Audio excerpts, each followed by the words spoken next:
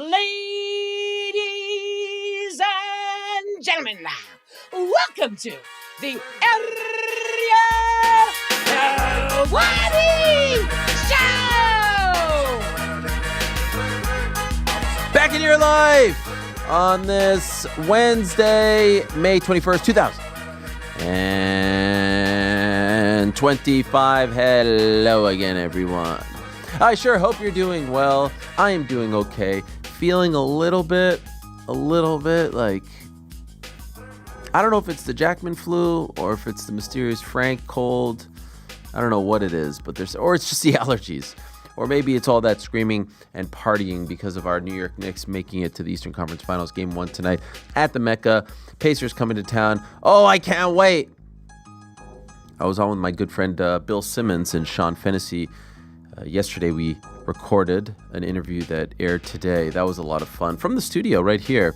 It's a great pleasure and honor to still have the relationship with Bill. I can learn a lot from Bill, who built an empire, has had people come and go, but doesn't seem to hold grudges, at least not towards me. Obviously, we did the Ringer show for 3 years, but I'm so happy that we still are buddies, that we still have a relationship, a working relationship, that he still has me on the pod, and that he invited me on to talk about my Knicks beating his Celtics. So that was a lot of fun.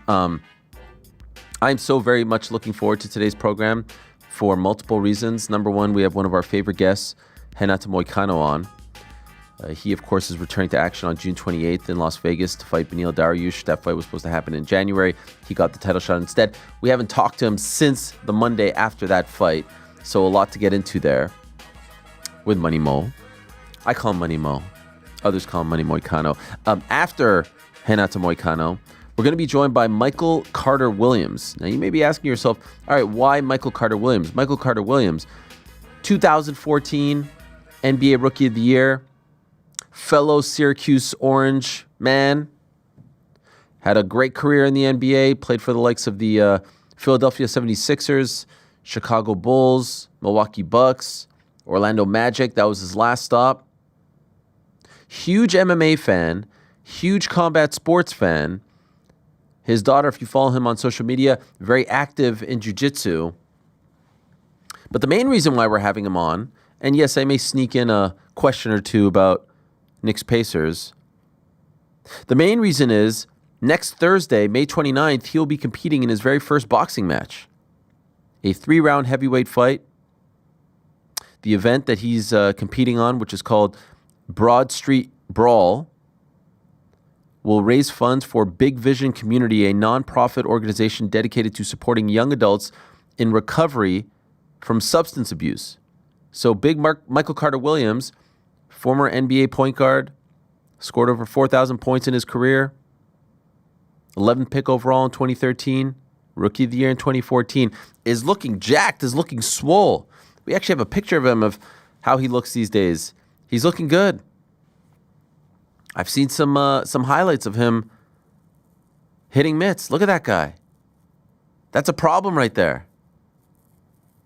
How tall is Michael Carter-Williams? I'm gonna guess he's 6'4". 6'6". 6'6". It's a big boy. So he'll join us to talk about making his amateur boxing debut next Thursday. And then after that interview, a gentleman who I've wanted to have on this show for so very long. We've brought him up a few times over the last few months. With X-Pac, Diamond Dallas Page brought him up. He's one of the most interesting pro wrestlers right now because every so often there's a guy who's able to capture the imagination of the community.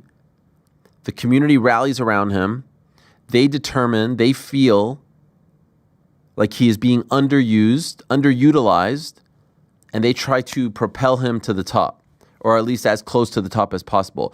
Right now, that guy is Karrion Kross, formerly known as Killer Kross. Now, if you're one of these fans out there, these listeners, viewers who we all love, who is not a big pro wrestling guy, I pride myself on winning you over. If you are a pro wrestling guy, you know exactly who he is. You know exactly why he's on. You know exactly why he's so interesting and hot right now. But if you're not, Give him a chance. This guy has a legit martial arts background, a legit fighting background. He could have easily gone down the path of MMA.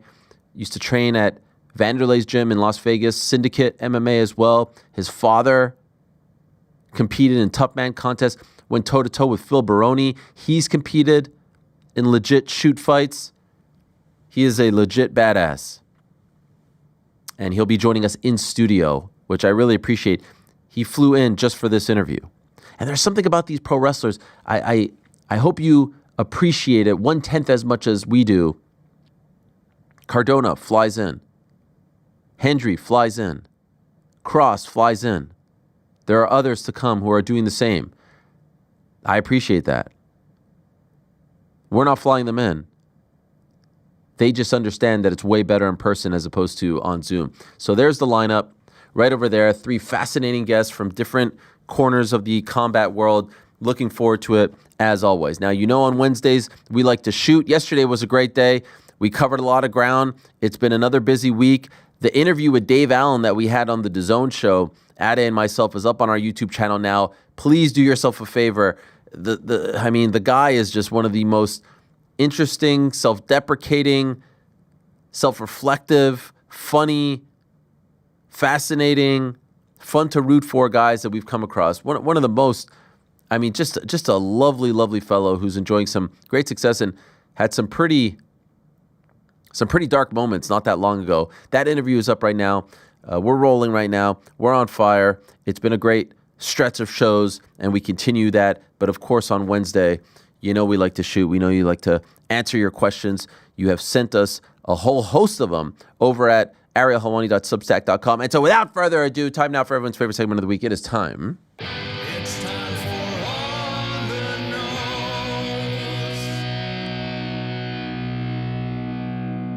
Nose. And obviously, it's a big day around these parts. We've got On Air Jordan's beloved Tottenham Hotspurs going up against Pizzi's beloved Manchester United. I'm so, Pizzi, I have to say, if you're there, I'm there. I'm so annoyed with Manchester United because I feel like we've needed Manchester United to win a game for us like multiple times over the last few weeks. And again, this coming weekend, we need them to beat Aston Villa, and you're going to let us down. I just want to let you know I'm annoyed. I just want to let you know. I know Another it's all Paul about Bearer for your funeral, my friend. Yeah. Manchester United, 2004, 2005, starting 11. If it's any consolation, they've let all of the fans down for the vast majority of the year too. This is the only saving grace for the year. The worst Manchester United team ever, according to their very own manager, Ruben Amorim. It's been a tough one. It's one of the worst seasons of football I've watched as a United fan for the last, 30 odd years. But I don't know. I found it deeply intriguing as well because it was very dramatic. It was like watching a soap opera more than it was a football team. So if somehow we get away with one this weekend, tonight, and we can carry it into next season, that'd be great. But as I said before, my dad is a Spurs fan, long-suffering Spurs fan, as is On Air Jordan, and I love both of those guys very much. So if it does happen that United don't win this one, I have plenty of trophies. I've seen plenty of So you're not nervous. championship wins. Nothing. What will be will be. Yeah, you know? that's the way it is. That's a great approach. I was seeing some of the Spurs fans singing na na na na waka waka way 17th place. We don't give up. Spurs gonna win the cup. Well, you can't like that. at this stage. You really can't go into today going like being worried about where we are in the league. Yeah, 2 terrible teams, no doubt about it. One is going to suffer an awful time in the Champions League next year, without a doubt. But we at least will have a summer of promise when we're signing players that we'll find out in around December no longer want to be at Manchester United. But we can dream. Let's get into the questions. Gentlemen, we've got a whole host of them. Dominic is up first. Hello, Ariel and the boys in the back. This question is for everyone. I was wondering what your guys' opinions are on fans booing UFC fighters, normally the second clinching or grappling is initiated. I personally think it is the most disrespectful and disgraceful thing to do to these fighters that have been training nearly their entire lives, have worked tirelessly, and have made many sacrifices to get where they are, and are the most highly skilled athletes in their sport. Okay, Dana, UFC, all right. I get the point. I guess it depends on when it happens. Generally, I hate the booing. Not every fight can be rock'em sock'em. I do understand people are paying a lot of money and, they want entertainment. If it happens in the first minute of a fight, yeah, it's ludicrous. If it happens in minute 13 of a really boring fight, I think that's fair. Minute 13 of a really boring fight, and Totally the fair. fighter that's kept getting taken down started getting some strikes off, and it started to become exciting for a little bit, and then the guy immediately took him back down, and he ended up the fight having 13 minutes of control time out of the 15 minutes. That's where I can see the fans' point. But I'm with you. Anytime in the first round, if it happens, no. Can't First round, there's some times where, sometimes it's almost like a snowball effect where there's been a string of bad fights and now they're starting to lose their patience. And then you've got, two dudes who are great fighters and, the first minute is just a bunch of, circling or feeling out process and they start receiving the booze. Then you're like, come on, guys. Like one fight has nothing to do with the other. But I get it. As the night goes on, patience is wearing thin. More alcohol in the system, like all these things. And more often than not, we have heard from fighters who have said, I didn't hear it. I don't know if they're telling the truth or not, but they often say that they're so locked in that they're oblivious to it. So maybe we make it out to be a bigger deal than it is. I don't know. If you paid for a ticket, boo all you want. Don't care. Tell that to Ally Quinta. And it led to an incredible moment. Yeah. It led to one of the best moments. Such a great moment. If you paid... God. Now there's a limit to that, right? Like boo is acceptable. Once you start crossing lines with some of the things you say, that's where it gets crazy. But like booing, it's just part of sports. Whatever. Start a chant, do whatever. That's fine. Yeah. Most of the time when I'm watching with people that don't typically watch the sport, as soon as there's a takedown, they're just like, why don't they just stand up? Like, I don't know, man. I guess they just didn't think of that. They need to watch more Derek Lewis fights. He'll just stand up. Or JDM fights. Or JDM. Just stand up, baby. Yeah. All right, let's continue. Hey, Ariel and crew. Ariel, you're on a transatlantic flight to a big UFC event, but the problem is there are only 4 remaining seats on the plane, all middle seats. Where are you sitting? He's not sitting anywhere, mate. Well, first of all, they're all middle seats. So, like, Aren't they all the same? What's the difference between the seats? Also, sounds like he's just missing the event. Yeah, I'm he's just getting a kidding. PJ. A middle seat coach. We'll get him next time. yeah, like, Oh no, something's come up. Okay. So sorry, he gave us some scenarios. Okay. I'm sorry. We jumped the gun. The first available seat is between Sean Strickland and Bryce Mitchell. Sounds like a joy. The second seat is between Dana White and Ali Abdelaziz. Oh boy. This is great. The third is between Bootlicker Bisping and Carl Froch. And the last is between Guru and Jamal Hill. Golly. I'm curious your answer. All I right. think I know. All right, all 4 of us have to take one of them. Okay, so I'd we're sit each between picking a items. seat. Yeah. I'll take any of those seats, honestly. Yeah, I'm happy enough. I think they'd all be all right. I think you're Bisping taking and the Froch Bisping might one. be the safest Yeah. option for me right And now. he's just no, arguing the whole flight. I Just think like, I think Strickland and Mitchell is the safest. In terms of what? I don't know if I want to sit there listening to that on a flight. I think you'd want the Bisping and Froch smoke. Like you would entertain yourself with that. For Yeah, 7 I'll hours. sit right in there, and I'll sit right in that bitch, and we'll clear the air. As I was- we're 30,000 feet in the air, you can be like, you can see the curvature of the You earth. did there. go Yeah. through. You did have a. Oh, I thought you were going to say you few- could see Wembley where he fought in front of Oh, yeah. 50,000. But you did have a few months of. Remember that High Road Helwani where you were just settling beefs left, right, Yeah, and yeah, center. yeah. You were just walking lads down. Yeah. That was crazy. Yeah, no, that was a good time. Uh, I was leaning towards Dana and Ali, but That feels like the least entertaining out of all. Nah, of them. most entertaining for us though. I'd watch them sit in silence for 7 hours. I was going to say Silence. it's probably going to There be is no quiet. chance. You're probably not getting off the Silence? plane if you sit there, honestly. Dana and Ariel and Ali is silence? I don't know about that. I'll go Bisping and Froch just because people are like, you wouldn't say this to his face, so I'm like, all right, I'll sit right Oh, he there. would. You imagine You'd be you walking surprised what he up, says to people's putting the faces. carry-on up. You Oh, mind hey if I- guys, Mind if I just... what's happening? Oh, that's loves me comfort. right there. Oh, I'm right there. Rick. What are you doing? Bisbing and Froch. Oh, Wait, I just no. took that Bisping spot. and Froch is off. Oh, Yeah, you're I just took taking that it? spot. Yeah, What was the last one? Jamal and Guru? Sure. Yeah. That's the one. I'll take that one. that seems pretty. Anything one but feels anything like but the it's first kinda one fun. I'm okay with. I'm taking item. Whatever's left, I'll have. and have a great I'm time. I with don't any think of I them, could do hours of Sean Strickland. and Whoever's Bryce row Mitchell I'm in talking. drinks on me. Oh yeah. Fuck it, Fridays. I'll I be think like, you'll "Do have one a now. great time with Do Dana one." and Ali. Me, Dana, and Ali Yeah. off a couple smackers. I'm down. And then Pizzi with Strickland and Bryce Mitchell. I don't really. Beautiful. I don't know if they're much. Yeah, all right. I think they'll enjoy you. Yeah. Will I enjoy them? That's my think concern. so. It's a great question. You can learn about American culture and history. Steve Buscemi asks, "Hey, my son is currently 3 and is in a weird phase of watching movies and listening to songs in French. We are not a French-speaking family and have no background, but he insists. It started with Spanish, which his mother-in-law is fluent in, but has now changed to French. My question is, your children speak French, and did they ever listen or watch things in French? Was that helpful in them learning?" Here's the thing. We have tried to talk to our kids in French, but they don't really... They know some words like bonjour, je m'appelle. They were doing the Duolingo thing for a minute there, not that long ago. They were determined to learn how to speak French. They do understand Hebrew. They can speak Hebrew and obviously English. Spanish is probably the one that they should learn around these parts, but no, we don't really speak to them in French. My first language when I was a kid was French. I think I've told this before. When I went to pre-K, I didn't know how to speak English, and they told me I had to go home and learn. And then I came back 2-3 months later. My mom taught me the basics.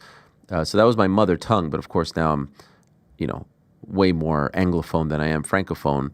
All to say, if you have the opportunity to teach your young one another language, go for it. French, Spanish, everything in between.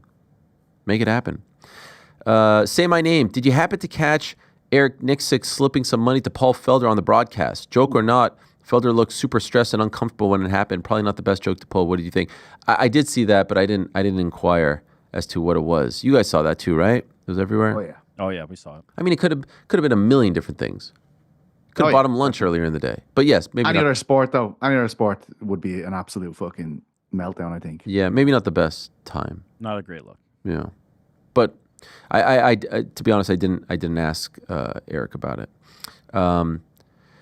Islam's phlebotomist. Hello, Ariel. I'll disclose my bias off the top. DP is my favorite fighter. Let me kick you a scenario. Ilya gets the jump on Charles. Armin gets booked against Gaethje. Dustin takes the BMF belt off Max. Would he then be a top contender for the title, meaning DP? At one time, Dustin had hinted at dos mas instead of uno mas.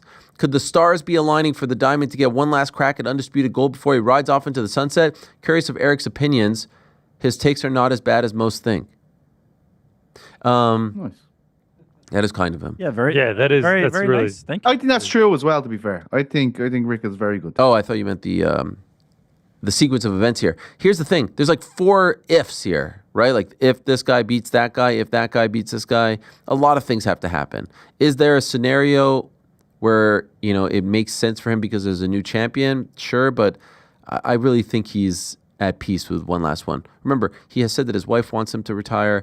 I think he has reached the end. That's my feeling. After Ilya Taporia changed his nickname back to the Matador, I was like, oh, no way he gets a title shot now. Legends only is off the table. And by the way, that had nothing to do with it. Oh, really? You sure? It was amazing that people were like trying to Yeah, of course. put those two together. Don't call it a comeback. Ariel, 1 to 10, how stressed are you about this series? Should be good, especially after Brunson and Halbern facing off in WrestleMania or wrestling talking shit. Halbern said, you don't want to see me again. Let's see. How stressed am I? I'm always stressed. I feel pretty good. Home court advantage. Revenge on our minds. We should have beaten them last year. We weren't healthy. It happens. They beat us game 7. Halbern shows up with the shirt. They are healthier than they were last year. They didn't have Maturin. We are healthier and probably more talented with the addition of Bridges, Cat, OG's there, Mitch is there. I feel Nixon 6. Wouldn't be surprised if it's Nixon 5. Wow. Yeah. I didn't think you were going to go full confidence. I love it. Something's happening here. Conceivably, you have the 2 best players in the series, no? Are Brunson and Cat not the 2 best players? I mean, I think Some might Pascal's say- fantastic. Some Pascal, might say Halliburton? Tyrese. Who? Some might say Tyrese. He's having a great... Oh, get the fuck out of here. If anybody, it's Not me. Pascal. Siakam is Halliburton is, is up there. so like he's so hot or cold. Like Yeah, that's not a- he could that's not a star. No, I'm just saying like he could give you a 35-point game. He could give you a 4-point game. Yeah, Brunson's not giving you that. He ain't Brunson's giving you giving you that. 35 a night. Guaranteed. Brunson is the playoffs. best player on the court. Would love a little more from Cat. Obviously, he's been okay. 19 points in the playoffs. Would love a little more. Would love him back to like 25, that's your boy, 26. mate. That's my bad. guy. That's my guy. I'm just saying. Would love a little more. Bridges has been great. OG on OG's been Siakam is going to killing. be I fantastic. love OG. If we can get McBride and Mitch playing like they did in Game 6, we're golden. Mitchell Robinson, I mean, He's been unbelievable. you know my crush on Mitchell I Robinson. love that guy. Yeah. I absolutely love that guy. Pope went to Villanova. Like, it's all lining up here, Ariel. That's right. That's right. By the way, I feel like something's in the air, and sometimes I'm a sucker when it comes to these things, but I feel like there's something in the air. I feel like the fact that we have home court is big. Obviously, we're keeping an eye on the West. We see what OKC is doing.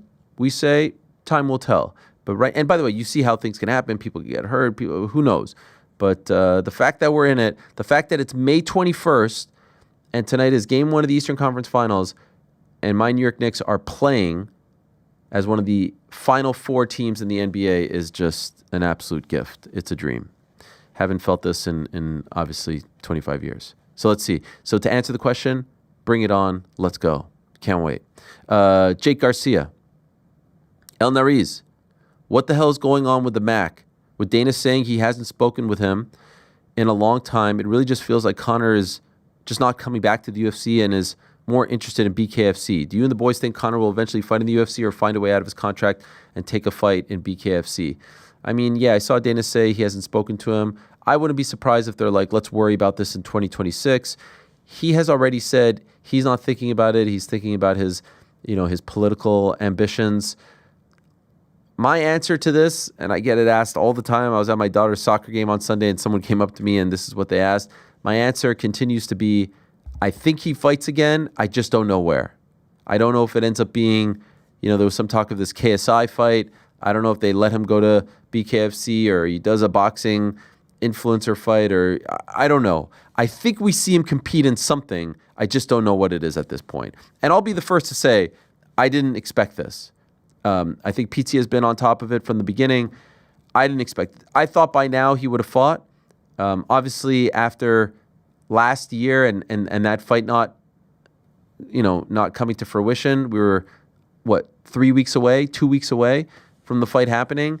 Then I started to have my doubts, and there's been really no indication in 2025 of this being a thing that they're working on, a thing that they want, a thing that he wants. So I think at some point we see him fight, but is it an exhibition? Is it a celebrity? Who the hell knows? I certainly don't know. I just, right now, I don't. I think it's a very safe bet to say not in 2026. 2025. I know he, as of right now, isn't a part of their 2025 plans. I can tell you that. So, let's see. Buffalo Bill, hello. Considering you were involved in the NFL draft, would love to hear your take on the Shador Sanders prank call debacle. How would you react discipline if that was one of your sons making the prank call? Holy crap.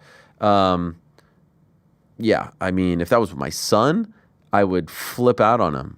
I mean, first of all, that coach for the Falcons, who his son made the call, I mean, like he's lucky he's not fired. So yeah, I think the way the NFL handled it, was it the NFL or the Falcons that fined him? Someone fined him. NFL. Yeah. The whole thing's a freaking mess, and that kid. I mean, the problem. The not only did he almost cost him his job. Not only was he, he was playing with someone's emotions, with their life. This is a huge deal. The kid was so stupid. Like, who films? You don't prank call someone and film it, especially not on that scale. Like, you have to be the dumbest kid alive to do that. Him and his friends. And yeah, it was just like, now, how do you trust your kid? Your kid went into your documents and took this kid's phone number and called him and then filmed it and put it out there. I mean, it's just like the disappointment, the shame. That's what I'd hit my kid with. I'm just so disappointed in you. What age was the kid who did that? College. Think he goes to Ole Bell Miss? end. But then he's a bell end. Yeah. I mean, it's one. You're a bell end if you prank call. If you prank call and film it, you're a bell end times 2.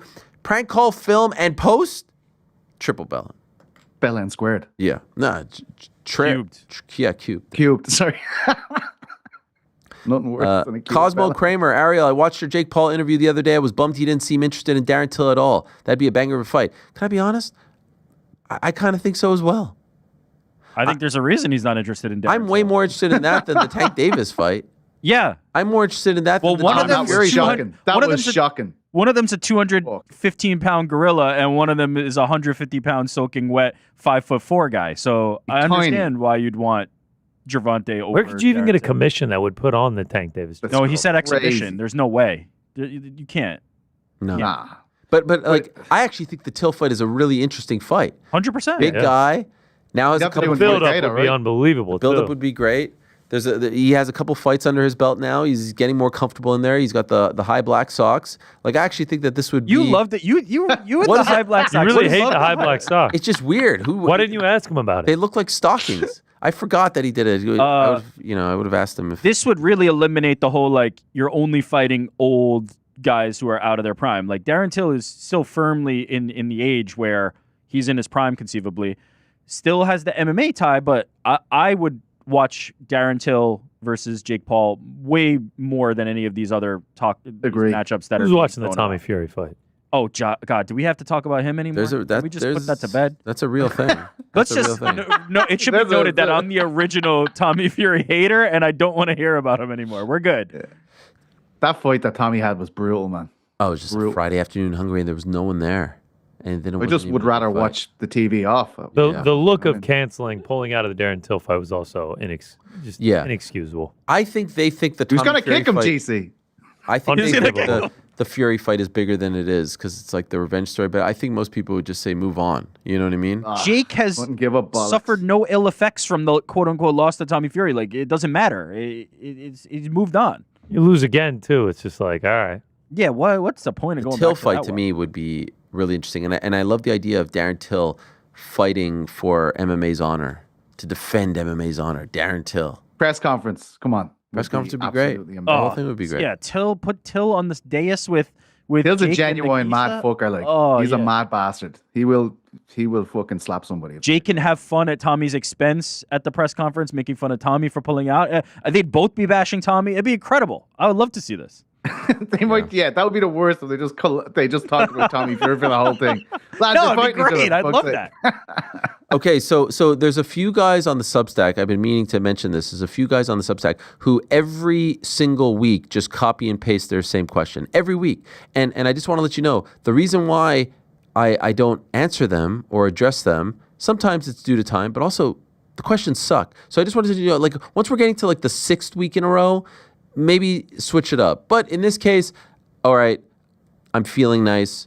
I'm feeling charitable. I'm going to answer Dorino Glaz's question, which he's been asking ever since the Bo Nickel fight. Hey, Ariel, since you dodged this question last week and the week prior, with peace and love, I ask it again. Just curious, when a guy with 5 pro fights makes the main card of UFC 300 and gets the full promotional push, is that still not a big deal, or is the UFC just doing charity work now? Yes, I'm talking about Bo. I think he's referring to the fact, I don't even know what he's referring to the fact. But what is the point that he's trying to make? Is he trying to say that I said that I didn't feel like the UFC was like pushing him down our throats, which they weren't. They Yeah, I weren't think so. People also get really angry about Bo being on the main card, and now like Gives a that gets fuck. brought up Yes. consistently in hindsight after losing the RDR. Who cares? Honestly, who cares? This idea, this main card idea, like this is some sort of status symbol. They get paid the same, and more people see them on the prelims. Who cares? But even if it is a status symbol, what is the conversation here? And What is do we do? I guess he's trying to say like it was people were, I guess People think it should have been Yuri versus Rockets. They're offended. Instead of, They're offended. Instead of Bo. Yes, people are highly offended. Okay. Get over it. Fuck's Especially sake. It was a after long loss. time ago. Do you know what I mean? this guy asks me Hell, the mate. question every week, man. Every week. Every week. The this card was question. also Over. 13 months ago. Yeah, and at the Fucking time, hell. they were. I think they were appropriately pushing him. There was a lot of buzz around him. There still is. Look at the reaction to his loss. So that would suggest that there was interest in the guy. They put him on the main card, on a big card where they were trying to, showcase one of their up and coming stars. That's how this thing goes. I thought that card had a mix of it all, everything but like the super duper main event. It had stars like Pereira. It had Max Holloway. It had the Bo Nichols of the world. It had the Yuris of the world. It had the Moicanos and the Bobby Greens. It had a nice mix of fun. Jim Miller.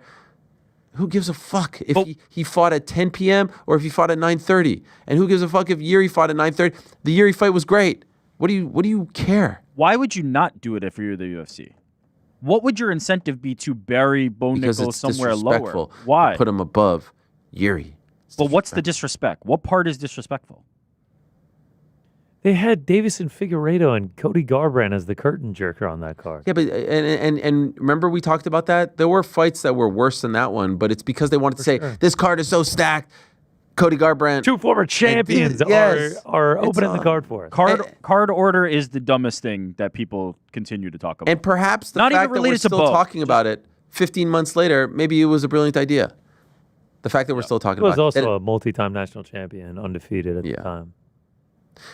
Ariel, this is from Roberto. The boys in the back said they don't have Charles Oliveira in their top 5 lightweights of all time. How would all of you rank Charles if he beats Ilya? Love you all. How would I rank? If he beats Ilya, would you have him in your top 5? Lightweight ranking. Now doesn't- a two-time champion. That doesn't boost him that much in my mind because that's a featherweight. Tell us your top 5. BJ? BJ's one, obviously. Islam, Habib. Habib, Obviously. Islam. BJ won, obviously. Yeah. PT? For me, he is. Obviously Yeah. as well. Yeah. Obviously. After doing it. BJ, Number 1 all time I Yeah. disagree. Yeah, BJ. on the resume. Really? BJ, Islam, Habib. This is no particular Yeah, let's order. not talk about resume. All right, let's not talk about resume here. We're just talking about feeling. Yeah, feeling. fan. Feeling? Just vibes. Yeah. We're just doing Feeling? vibes. How Half he his made me career feel didn't even inside. take place at lightweight. How he made me feel inside. Okay, That's what we I'm can doing. all 10 say and that is 5 the top in 3, the right? division. That is his top 3. That's the top 3, unassailably. Just like, I had I I had Frankie as number 4 on my Rushmore. I had Frankie that's as all right. number 4. That's a good one. You get me to 5. I mean, Charles has a case for it, but I probably would lean like a Benson over Benson. Charles. Jim Miller? I mean, No. Conor numbers McGregor. on Jim Miller. Never was a champ. Frankie's not a bad one. No, I was just No, kidding. Frankie. Jim Miller. Frankie has a rock solid case in my opinion.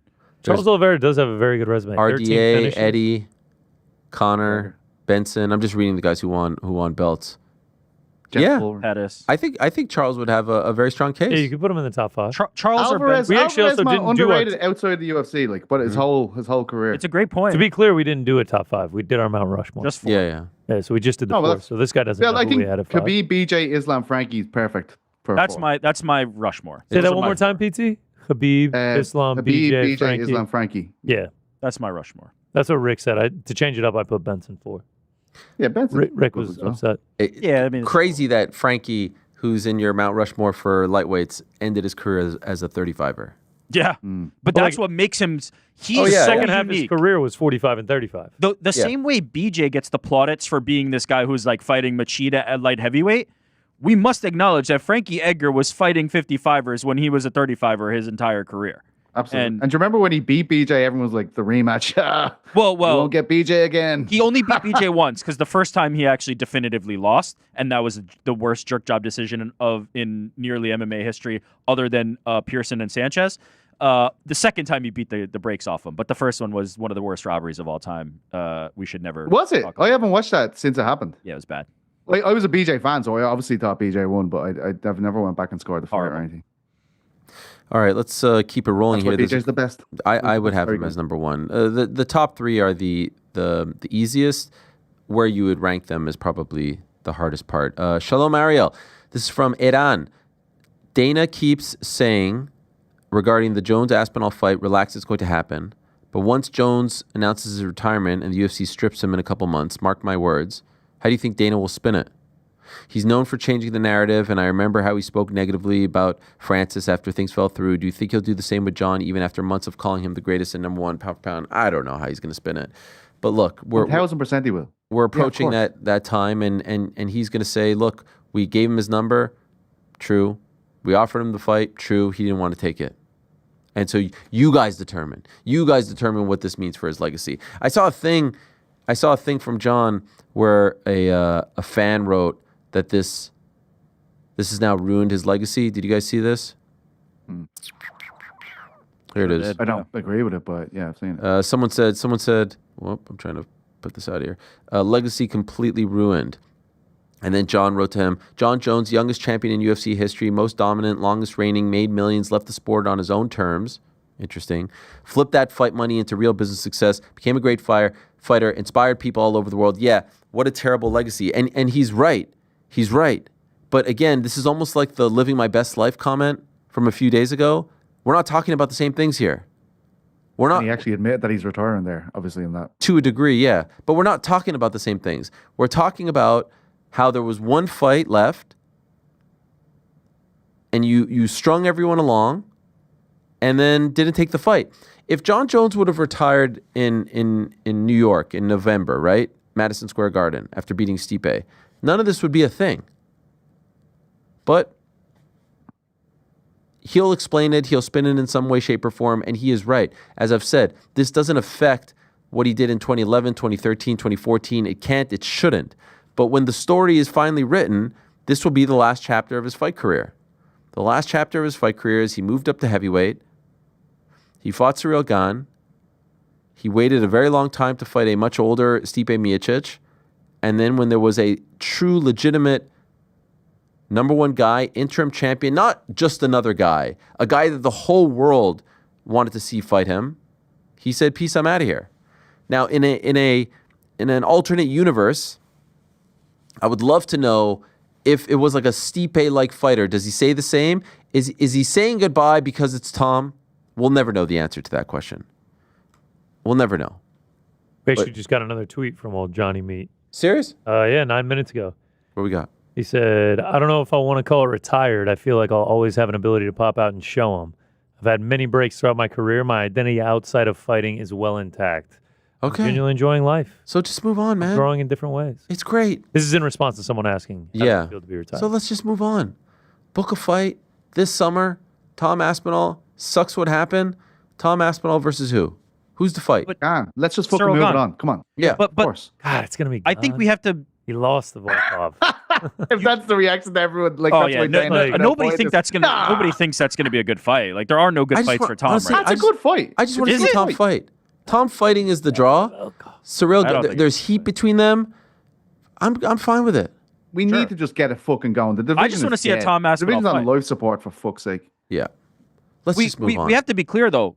John Jones is Give being some- pretty transparent here. Like He's trying his best not to ruin whatever plans the UFC Yeah, has he's- because they don't like when people announce things about their own career. But the truth is the UFC isn't announcing this because they don't have to. We've gone over this a million times. And also because they're probably holding out hope that they are going to be able to convince him to come back for this one last fight. The UFC is shielding John in a certain sense because they don't want to say it's over. John's pretty much saying it's over. He's saying it without saying it nearly a million times now. The best life It feels stuff. Connor Chandler-esque at this point. Oh, yeah. Not as long, but yes, it does feel like that when it's very clear one thing isn't happening and everyone else is holding out hope. It also feels like to a T because like I was so hopeful of Connor Chandler eventually happening, and then just at one point I just kind of gave up on it, and I'm starting to give up on Yeah. this one. The crazy thing about Connor Chandler, though, is they were booked, they had a poster, they had a promo, they sold tickets. Like, it at least got to that point. Did a season of Tough. That's no consolation. This has just been one long, like, nothing. Flirtation. It's just back Well, and they forth, won't then. nothing. Listen, in John's defense, he never said he was going to take the fight. Yeah. I mean, he actually made that very clear that he didn't want the did fight make it very clear. from the jump. Like, he never said yes, then no. I Did think he that- not say, like, give me wild money and I'll do this in the post-fight press conference in November? to a degree? Yeah, maybe. I think it was something about You would agree? like, the Fucking, he finances said of it that. I don't verbatim. fucking know. Verbatim. It's hard to That was know. verbatim quote, word for But word. he said, He basically said if the I UFC will makes it want worth his while, he'll wild do money. it. Yeah. Pete's right. He was a lot more interested in the Pereira fight back then. And I believe, truly, that he threw out a crazy number and the UFC matched it, and I don't think he was expecting that. Why move to fucking heavyweight if you want to fight Alex Pereira? Do you know what I mean? He just wants those It's legacy fights. don't be the fucking heavyweight champion then. Yeah. Well, that's the thing. I don't think that's not anyone his would call. be calling for his future plans. I don't think anyone would be calling for it if he just wasn't the champion. Yes, to your point, Rick, that is not his call. The UFC feels like it makes a lot more sense and it's a lot more lucrative to have John Jones as your heavyweight champion than John Jones as just a guy fighting random guys. So I understand, by the way, why they weren't quick to take the belt away from him. But at this point, like, come on, guys. Yeah, we're past the point now. It's time. Let's move on. I honestly feel for Tom. Tom's too nice for this business because a lot of other people would have said, like, what the hell is going on here? Give me a fight right now. Well, Tom's back is against the wall. He's in a no-win scenario because if he gives up on this fight, now it's gone. You're right. Your dream, your fighting John Jones would be massive for Tom Aspinall. So to put that to the side and then go, okay, I'm going to fight Cyril Gane, that people are going to expect me to walk through anyway. That is not the thing that he's after. He wants that thing for his legacy. He wants the name John Jones on his resume. So by putting that to the side, he's killing a dream of his own, and I understand. It's a difficult spot for Tom. He's in a no-win scenario here. Guys, we have some breaking news. Oh, Bam, bam, bam. John versus Tom. It's happening, huh? You miss Frank in these moments. Yeah. No, it's No, all Nick's good. got it. Listen. Don't you worry. Nick's got it. To be fair to Nick, we haven't had to press that button a lot over the last few days. I just got word Sorry, Nick. from a member of our team, the great Sam Farber, that the Ariel Helwani Show has been named a Silver Telly winner in the general sports category, which covers online shows or segments about sports. There were more than 13,000 entries this year. That's a pretty big deal. Telly Award winners, baby. Silver Telly. Yeah, so What does that mean? That means that we're big time. Yesterday's sports Emmys. Look at this. By the way, this trophy, big deal. yeah, do we get How are they it in gonna the get it over studio? here, I want though? one. The Telly Awards, 46th annual. There's a gold Telly though. They're gonna make me pay customs Well, on this. silver is probably like the digital. Okay. No, I don't know. Yeah. I'm just kind of making. I want that. It looks In like the an studio. Emmy is like trying to take off flying. Yeah, hell yeah. Sounds fucking That's good. us. Are we all gonna get our own? I'll pay for a replica. to have one. Okay, we got credits here. Social media, Kel Dansby. Shout Studio out. operations, Kirsten McAndrew. Producer, Jordan Kamzan. Encoding, Ben Hefner. YouTube management, Patrick Hennessy. Social media, Spencer Embry. Host, EP, Helwani, EP, Jackman. Producer, Burks, TD, Enriquez, Andy. Audio engineer, Frank Lenz. Senior engineer, Chris Costa. Studio engineer, Tyler Demcher. Did I get that right? Studio engineer, Chris Hines. Content review strategy, Nicole Gardner. Where Right. the fuck is PC? It's a good point. Where's our I'm boy? still looking up John Jones quote here. What happened? Fucked up. Okay, Finding perfect. it Did I not get a fucking verbatim. credit? See, Blanche Batman, I don't think they would accept it. I They also probably wanted think head it's of racist. HR. Is this racism? I think it's Yeah, racism. yeah. Are we sure that the From crack Freckle? didn't win gold? Is that the reason here? Yeah. What the Maybe. hell? What the What a hell? load of bullshit. I am gonna have fucking murder. HR, I'm coming. Watch out. Connor, you I don't better, know who I'm gonna you better complain hide, about. bro. I love the way you say Find someone. H. H. Yeah. Guys, that's the correct that's way a to big say deal. it. Congratulations to us all. Thank you. And thank you to all of you. Oh, We no appreciate it. thank yous from fucking me. I'll tell you that much. I'm disgusted, if anything. Kyle, fellas, true or false? If Ilya loses to Charles, he goes back to 45. No, I think he False. takes one more at least. If Islam loses to JDM, he goes back to 55. True. True. Ilya fights right there. If Hamzat loses to DDP, he goes back to 70. No, hell False. no. He'll never go back to 70. If Pereira loses to Big Unk again, he moves to heavyweight. Yes, True. true. Yeah. Or just says, see you later. Thanks for the cheese. Last but not least, when Brady loses to GC on the bike, he retires from MMA. True. Gives up It's his a number one possibility. contender spot. I'll tell you this: he'll never get on the bike again. Oh, Is he even going to get on the bike in the first place? Yeah, I that's- feel like I mean, the ducking Yeah, out. I know. Like everybody wants to keep talking about John Jones being a duck, Brady changing conversation. You see, blah blah blah blah blah blah blah. Nah, Sean. Oh, we didn't. hey, did you Get on guys the bike. see the weather in Montreal was fantastic. Yeah, Yeah. cool, Sean. on When the you fucking come DC in, bike. knows how Tom Aspinall feels. Get on I'm the just fucking bike, waiting, Brady. knowing you're the champ. Me and Aspen knowing are you're the cut from champ. the same cloth, man. Crazy.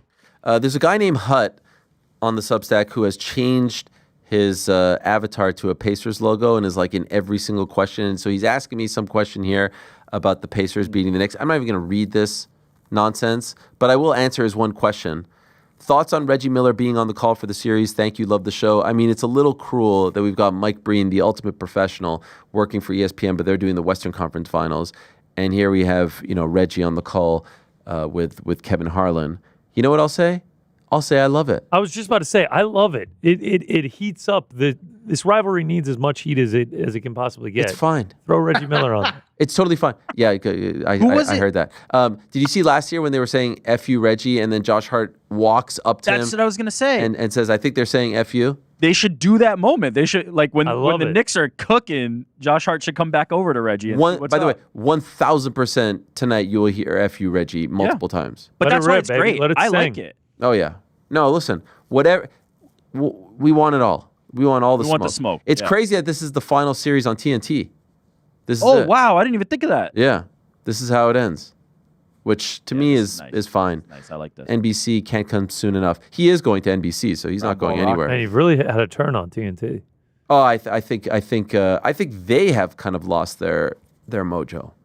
Is Barkley going to? Halftime. Where's he going? Yeah, they're all going. So the whole halftime crew is very confusing, but they are licensing their show inside the NBA to ESPN, weirdly enough.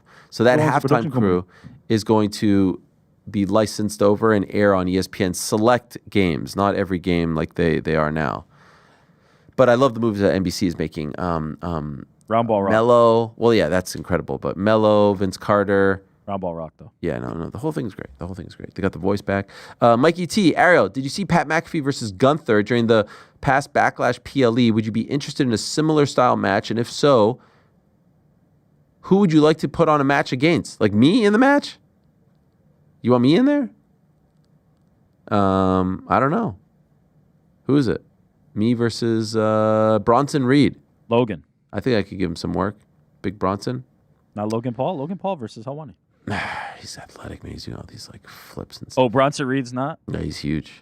But I feel like I could be like the 1-2-3 kid against him, No, my dream, I'll tell you what, before it's all said and done, I need to have some sort of run as a heel manager. That's my dream.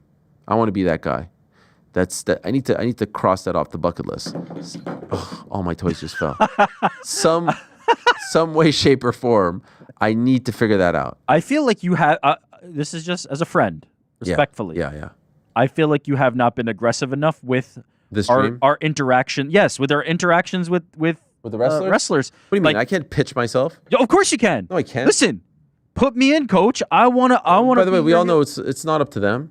Nah, you gotta get them to buy in, and then they will push the agenda forward. You have not been aggressive enough. This can happen. I feel like this is. It this could happen. close. This close. One indie promotion asked me, but didn't feel like it was the right move at the time. We're gonna go to the big time. Yeah. Oh. Oh, we're falling I like apart that. here. We're falling apart. Yeah, I don't want to be on some, Don't be respectful. Yeah, bro. you're Don't right. say Yeah, anything. be respectful, bro. Be respectful. You never know, man. Meanwhile, Never he's know. dying with this. tea or whatever the hell this is.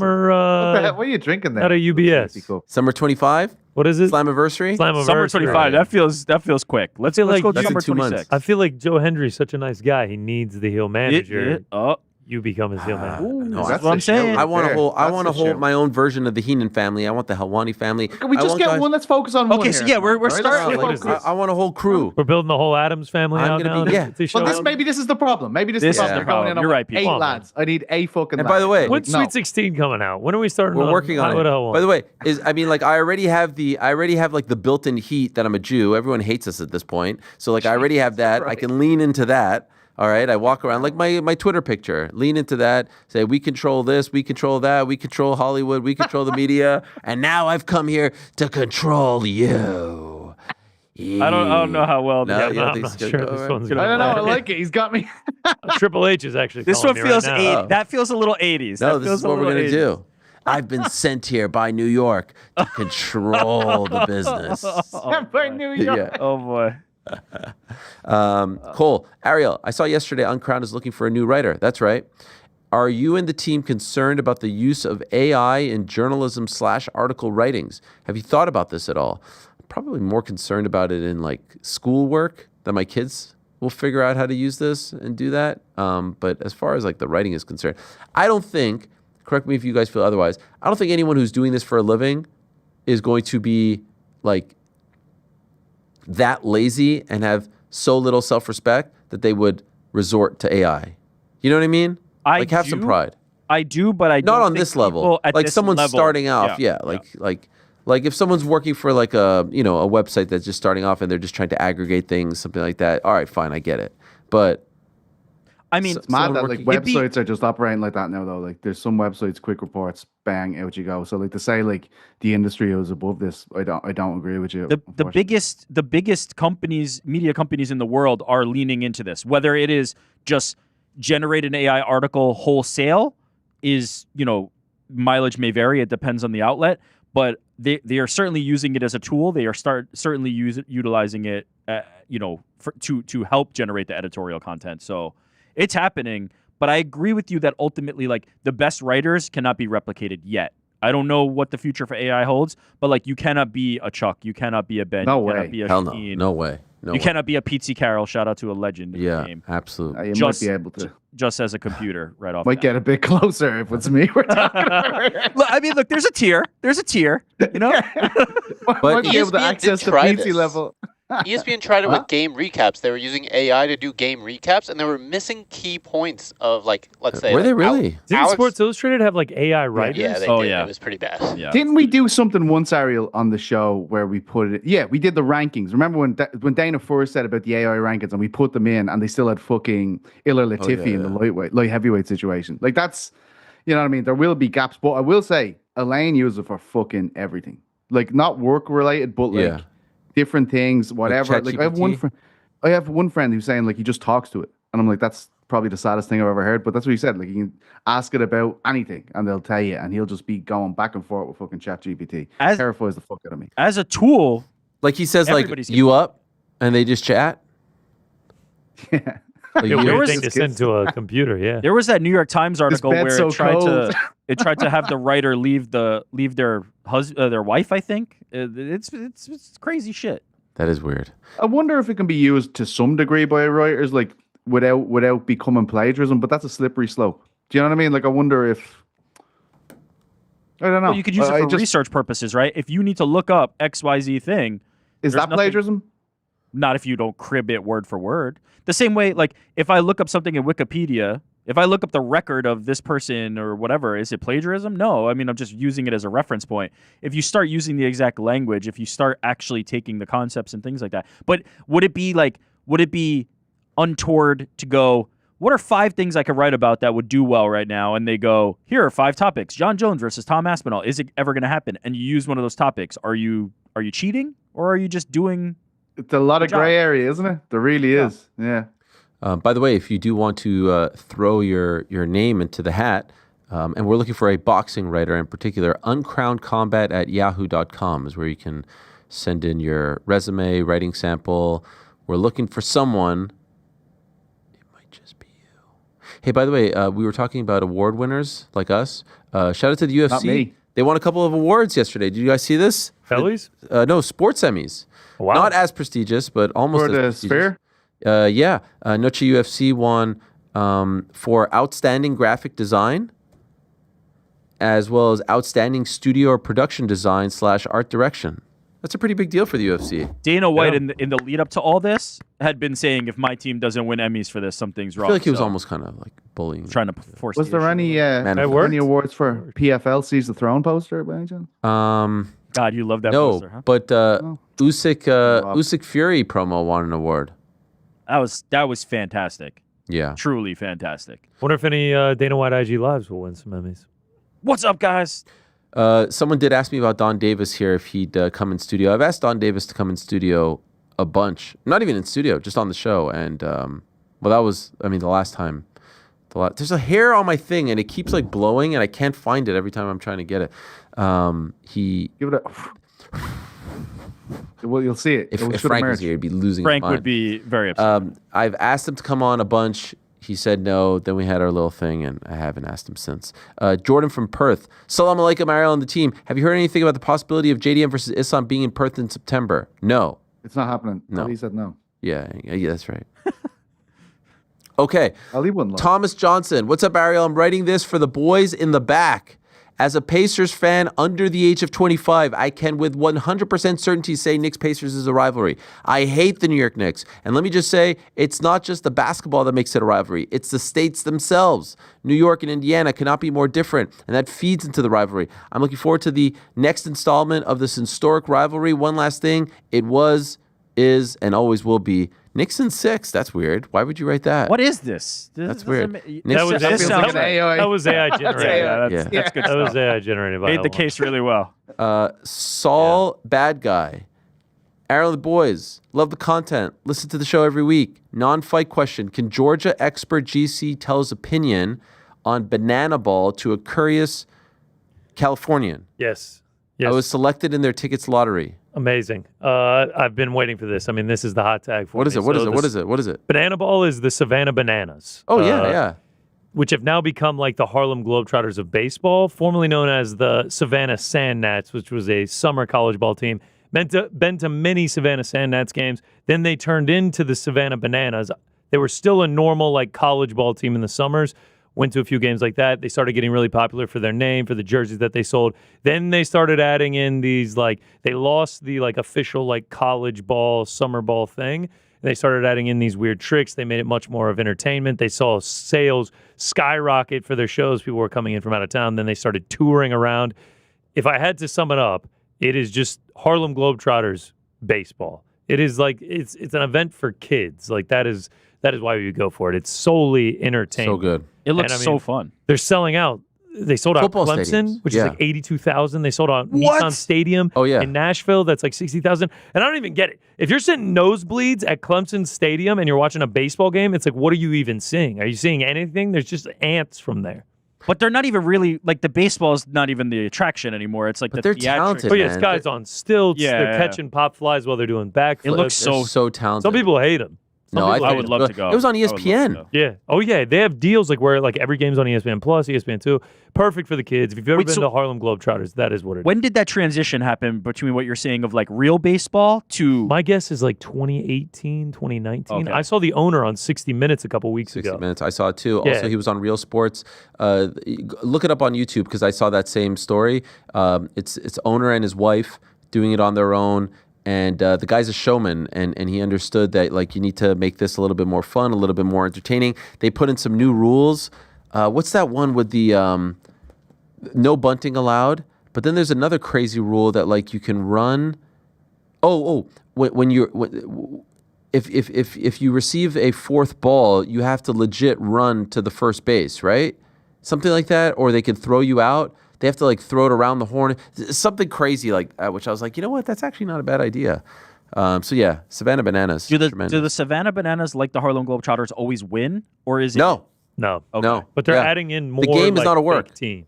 Yeah, Right. that's right. They're making their own little league, but the game is not a work. That's fun. Yeah, Yeah. I mean, the Globetrotters were on like a 1,022 game win streak against the Generals or something. Yeah, and then they lost, right? Yeah. And then Shout out to the Globetrotters. Jason, Unk, we see the great pics of you and your sons at the Knicks games and heard of your unreal experiences, but more importantly, what is the pregame meal? We have a tradition now. Rick, I didn't tell you this. So we now park. There's a great coffee shop called Culture Espresso, which used to be Oh, shout next out to Culture. the Bryant Park Yes. MMA Hour studio. Well, they have one next to MSG. So when we went to the Thunder game in January, we just so happened to park right in front of it. I was like, guys, greatest chocolate chip cookie of all time. Anyone out there visiting New York, find a Culture. I think there's like 3 or 4 in the city and get the chocolate chip cookies. The coffee is great. Everything else is great. But the chocolate chip cookies are unlike anything you've ever tried. Honestly, greatest chocolate chip cookies of all time. So we parked there. It closes at 7. Got there at 6:50. Vibes incredibly high. Last chocolate chip cookie left. We all get it. And I posted the video of my son predicting that the Knicks were going to win by 30, and there's chocolate on my nose. We're just like scarfing down the chocolate. I was wondering, I heard you say that in the Yeah. video. I was just like, what the fuck is he talking Yeah, about? What there's- chocolate? There was he eat? chocolate on my nose. And I was like, oh, thanks, guys. So then we go there. Then we walk. Everyone's high-fiving, wearing their jerseys. It was such a great day. And my kids love there's like these spicy chicken tenders at MSG. They love that. I had some sort of like Korean barbecue bowl MSG concessions, not bad. They've gotten a lot better. They used to be pretty bad. And then we had to be in our seats. We had to be in our seats by like 6:40. No, was it 7 o'clock? No, 8 o'clock tip. So we had to be in our seats by 7:40. Watch some of the warming up. OG's warming up. Josh Hart is warming up. Chris Stapps is warming up over there. We didn't want to talk to him. We had to keep it. And then it was one long party. God, you're that was like a pig and shit moment on Friday for you. You're walking around, chocolate on your nose, high-fiving everyone like, let's go to the Knicks game, baby. It was literally that. Also, I'm a little bit upset. This is my first time ever hearing about Culture Espresso. You don't know about Culture? Unbelievable July, cookie. baby. No, Yeah, all over it. I'm on their website right now. It's just a picture of cookies, and it says voted best chocolate chip cookie in all of New York City. Great. We've 100% talked about it. We've talked about it 100%. PT, me and you will be... You got to go. go. Luger's, we're getting cookies. Are we really going to Luger's? Because I'm there with you. Yeah. Let's do it. If you guys go to the fight. PT, let's just go on a culinary tour when you pull up, bro. Let's do a fight feast for real. Yeah. 80 points again. Go to Culture. Go to Culture. Go to Culture. Trust me. All right, Culture will be the dessert. Luger's. We'll start at Dead Rabbit. We'll sing some pints. We'll go to Luger's. Then we'll go to a Culture for chocolate chip cookies. Hell yeah. Now you're fucking talking, GC. This is going to be great. Woo! Sometime. That sounds like a great time in Come July. on, man. You can join. I'll be there. Come on, are you coming? I was waiting for the invite. No, you're coming. No, it's fine. Come on then. Let's go. PT, you got to go. Answer the question. Are you coming? Yes, I'm coming. Yeah. God bless. July 8th, my birthday. We'll all go out. We'll do it on that day. Woo! For the fight. Thank you very much, PT. Thank you to everyone who sent questions. Come on. Yeah. We hope that they don't let us down once again. But we've got a lot to get to. Karrion Kross is joining us in studio in an hour. Stay tuned for that. That's going to be incredible. Michael Carter-Williams to talk about his boxing debut in 30 minutes. But first, we shall be joined right off the bat here by, one of our favorites. And we found out last week that he is returning to action in June 28th to be exact, to fight Beneil Dariush, the fight that was supposed to happen back in January. He had a title fight to take on 24 hours notice. He's the one and only Money Moicano, Renato Moicano, joining us right now to talk about it all. There he is. Hello, my friend. How are you? What's up, Ariel? Very good. How about you, my friend? Hey, did you get a new camera or something? You're looking a lot crisper. Yeah. I got a new camera. Wow, I got a new camera. Business is booming. Yeah, it's doing well. But to be honest, this camera I went to the fucking casino and I threw my money on the roulette. I made a lot of money. Then I bought some equipment for the show. How much did you win? I win, I think, 3,000. Wow. I start with like 400. And the end of the night, I was with 3,000 and say, okay, I'm good. I'm going to buy some stuff for my streaming. So not 3,000 in one spin, right? You built it up. Okay. No, I don't know if you ever heard about this strategy. They call martingale. When you lose, you let's say I want to play the black one, Yeah. So if it falls on the red, I just double the black. Eventually gonna go red again, So I do this strategy, and sometimes that works, sometimes don't. Wow. Do you go often to the casino? No, not really. Not Okay. really. We have the Show Me the Money podcast with Yes. Matty, and Matty is a degenerate. He lives on the casino. And after UFC Miami, I was getting back to my home and I say, hey, come here to the casino, let's play, and say, okay, let's go. I don't like to play with my money. My money is hard. Sure. But when people give me money, I can play. You do that show with Gilbert Burns as well, right? Gilbert Burns and Matty Betts. How is Gilbert doing after Saturday? That was a tough one. That was a tough one. I have talked to him a little bit, he's doing well, but especially now his wife is almost due to they're going to have the baby soon. Oh wow! Like in 1 or 2 weeks. So he's very he's staying very focused on that right now. We didn't talk too much. I just congratulated him and say like it's life, it's life. I am a fighter too. I know what it takes and I know how hard it is when you lose, but I'm here to support you. I just tell him that, and then I respect him and let him be with his family now. Yeah, that young kid is really good. Morales? Very good. I was surprised. Yeah. I was surprised. I was not expecting a finish like that in the first round, especially when the odds were so... Now it's easy because now we can say, yeah, the odds were right. But when I saw the odds, and I say, man, there is no way Gilbert Burns is such an underdog on this fight. But this guy Morales, he's just too big, right? He was looking like a light heavyweight on the welterweight, very tall, and unfortunately, he was just too much for Gilbert. By the way, is today your birthday? Yeah, today my birthday. What are you doing on the show on your birthday? Don't you have better things to do than talk to us? This is incredible. Yes, of course. But I mean, in a training camp, I was training, and I don't care too much about dates. I don't care. I think time is relative. I think that's all human engineer. So I don't care too much about birthday. Wow. Feliz cumpleaños? How do you say? Feliz aniversario. This is Aniversario. Spanish. Feliz Okay, yes, aniversario. But great. that's good too, my brother. I can understand. That's amazing. That's amazing. If you could kind of like will one wish into existence for this upcoming year for you, what would it be? Man, I wish I can get like a couple wins, and fight for the belt eventually. Because I know I'm 36. Like I'm not like I'm starting to decline my prime, but I still have so much things to say, so much things to show, and I have to keep working, keep fighting, and keep doing my thing. And I hope I can. I hope I have time to fight one more time for the belt. By the But way, who knows? No, you will, 100%. That one doesn't count. You took that one on short notice. That one doesn't count. That's not a real title shot. You know that, right? Yeah, I know that. I know Yes. that. You're still on a winning streak, if you ask me. No, that's Yeah, no, that one I doesn't don't count. believe on that. Yeah, that one doesn't count. By the way, you're opening a new gym next week. Yes. Congratulations. Where is Thank it? you so much. Coral Springs, Coral Springs, we start to do thank you for mentioning that on the show, Of course. So if you are here from South Florida, we're starting a new gym. We're teaching like people like martial arts, discipline, all that stuff. If you want to follow, by the way, this is my kid like training. Wow. That's awesome. Yeah. Because when I thought about this gym, I thought, man, I want some place to bring my friends, to bring my family, to bring kids. And I love America Top Team, but America Top Team now is just for professional fighters, Right. It's just for people that fights in UFC, Bellator, So you cannot bring family. And I think they are right because over there it's not for fun, right? It's business. But I always, when I was in Brazil, I always used to bring my wife, kids, and everybody, my friends, to the gym.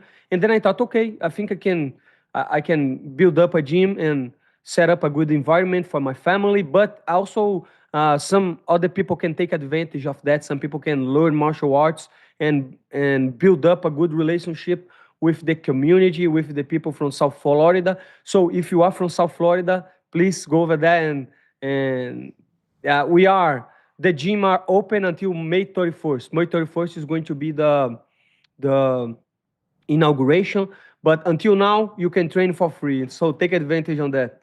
Wow, for free. You can just walk in Yes. right now.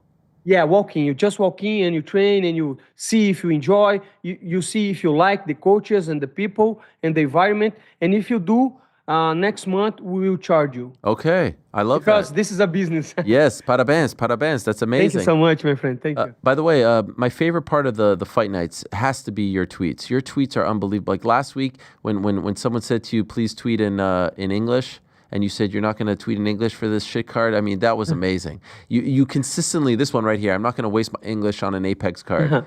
You make me Yeah, laugh. I don't know how this gets like 13K. That's unbelievable. It's unbelievable. There was the That's other one where you showed the one that killed me was when that one guy Ryan Frederick with his scorecard, and you said, "Who the F is this guy on every card?" They show his scorecards. Yeah, that's unbelievable because man, is this guy a guy named Korean? I don't know who he is. I don't know who he is too. It's Korean. It's not Korean Zombie, but I don't know. It's couple names that if you're watching UFC Apex Fight Nights, they show up. I don't know. Korean why. John. Korean John. That's the name. Not Korean Zombie. Korean John. And there is couple other guys that they show every Apex card. I don't know why. I think these guys they are paying a fee so UFC can show them up. It's like a burner account. They're in the truck and they're just like, we need some people talking about the Exactly. third prelim fight on the Apex card. Yes, exactly. Unbelievable. Well, you're going back to Las Vegas, not at the Apex, thank God. You'll be on International Fight Week. Were you happy with the date, with the opponent? Were you happy with all of it? I'm happy. I'm happy with the date. I'm happy with the opponent. I think that's the fight to make, right? We were supposed to fight on the card back on the beginning of the year, and Fortunately for me, right, I got the chance to fight for the belt. I got good money, but looking at the rankings, there is not much fights available right now. So I think Dariush, uh, it's a good opponent, and I think it's going to be a fun fight. Kind of nice because you prepared for him already, right? You did a whole camp for him. Yes, we did a whole camp for him, so I know why he's good. He knows uh, what I do. That there is no mystery on the fight. I just have to go over there and do my thing. I have to be better than him. I'm a little bit younger than him. I used to call him old, but right now I'm 36, so I cannot call him old anymore. Now you're the same age. It's crazy. Now we are the same age. Yeah, when I was 35, I could call him older, but right now 36, we are the same two old motherfuckers. By the way, after that fight in January, the crazy circumstances, how long did it take for you to get over it? We spoke to you on the Monday, so I'm sure there was some time after. Did you lick your wounds for a little bit? Were you sad, or did you get right back on the horse?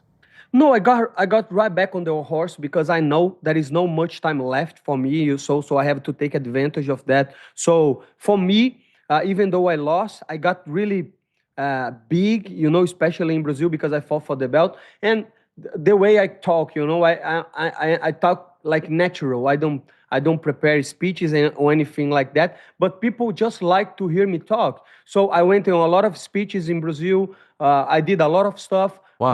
My YouTube channel in Portuguese is doing pretty well. I'm doing very, very good. I got a lot of sponsors. So I'm doing all the business, like I have the gym. I have a couple other business that I'm doing. So I put my head on work and I'm doing this. By the way, that's nice. I didn't thought about that. I didn't know I was coming to the show.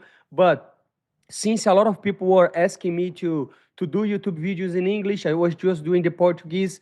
Now I am doing the Portuguese one, but I just did a vlog of a training camp, showing America Top Team, showing my training. I did an interview with Matheus Ganró. So if you want to check it out, go to my channel, Renato Moicano, and check it. the latest video I just uploaded today. It's getting good views from now. So go over there and check because I did like a subtitle, but I speak a lot of English on this video too. So if you are an American, if you speak in English now, you can follow my journey until I beat the shit out of Dariush on the end of June. I love it. But why so long in between fights? 5 months? I thought maybe you'd come back a little sooner.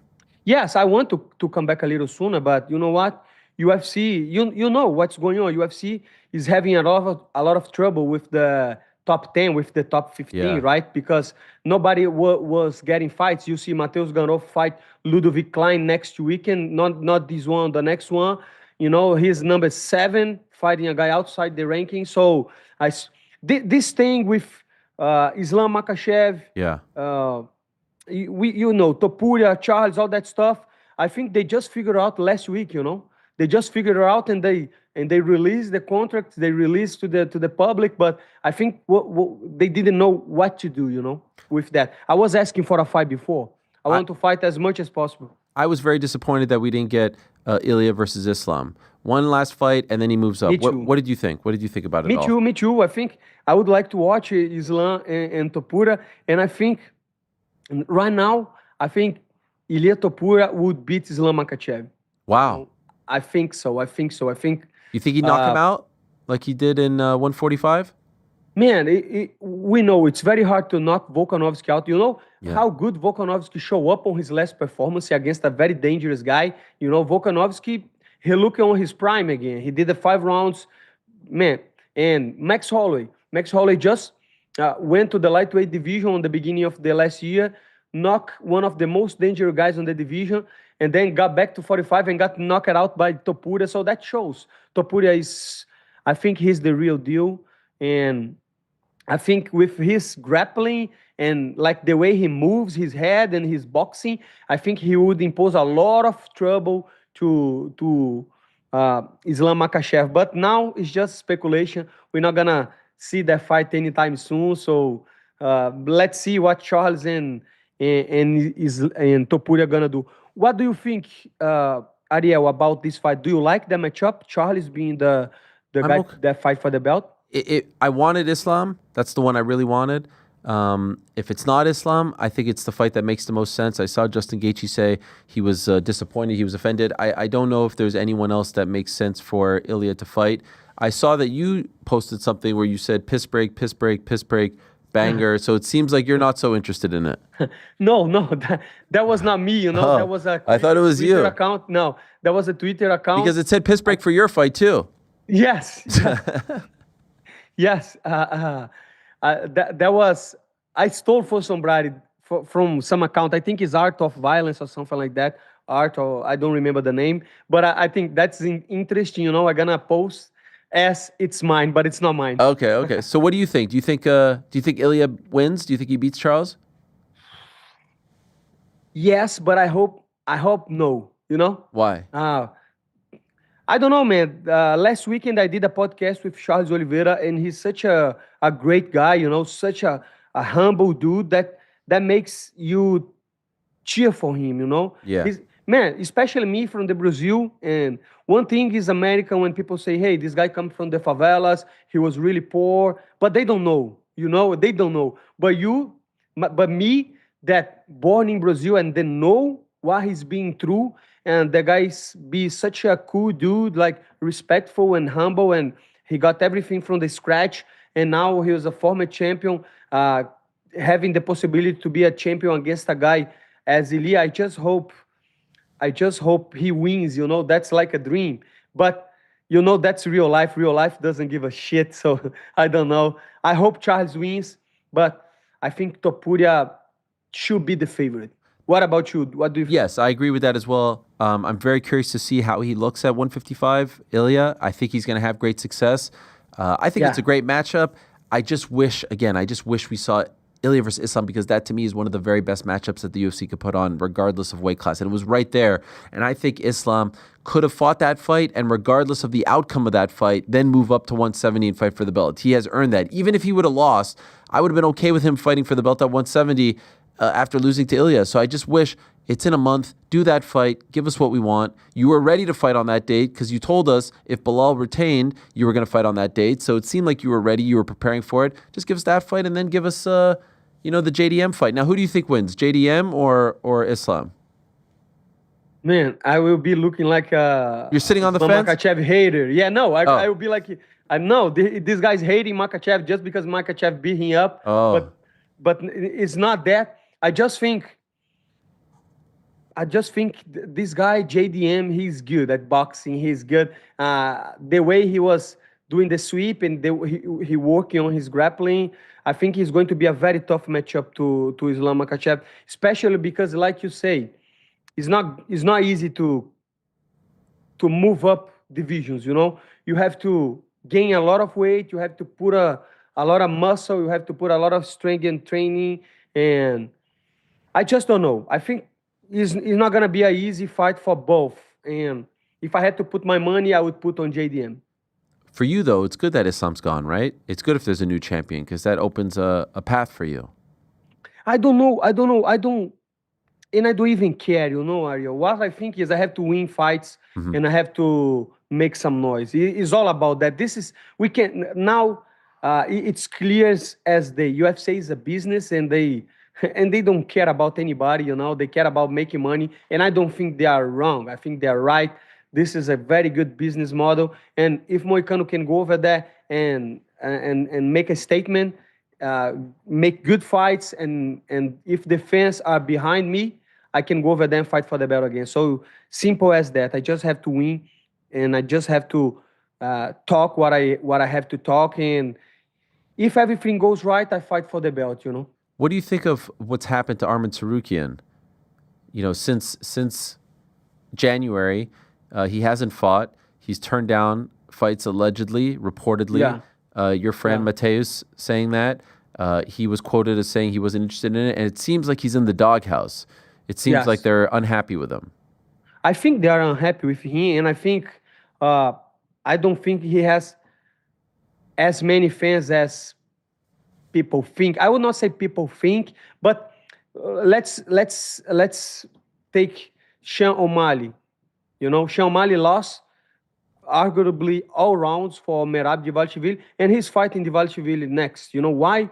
I think because he sells, because UFC sees potential in him of selling tickets, and I think it's the same in every division. So if they don't put Tsarukian, that means that he doesn't sell that much. I think it's that people still thinks UFC is sport, but UFC is entertainment.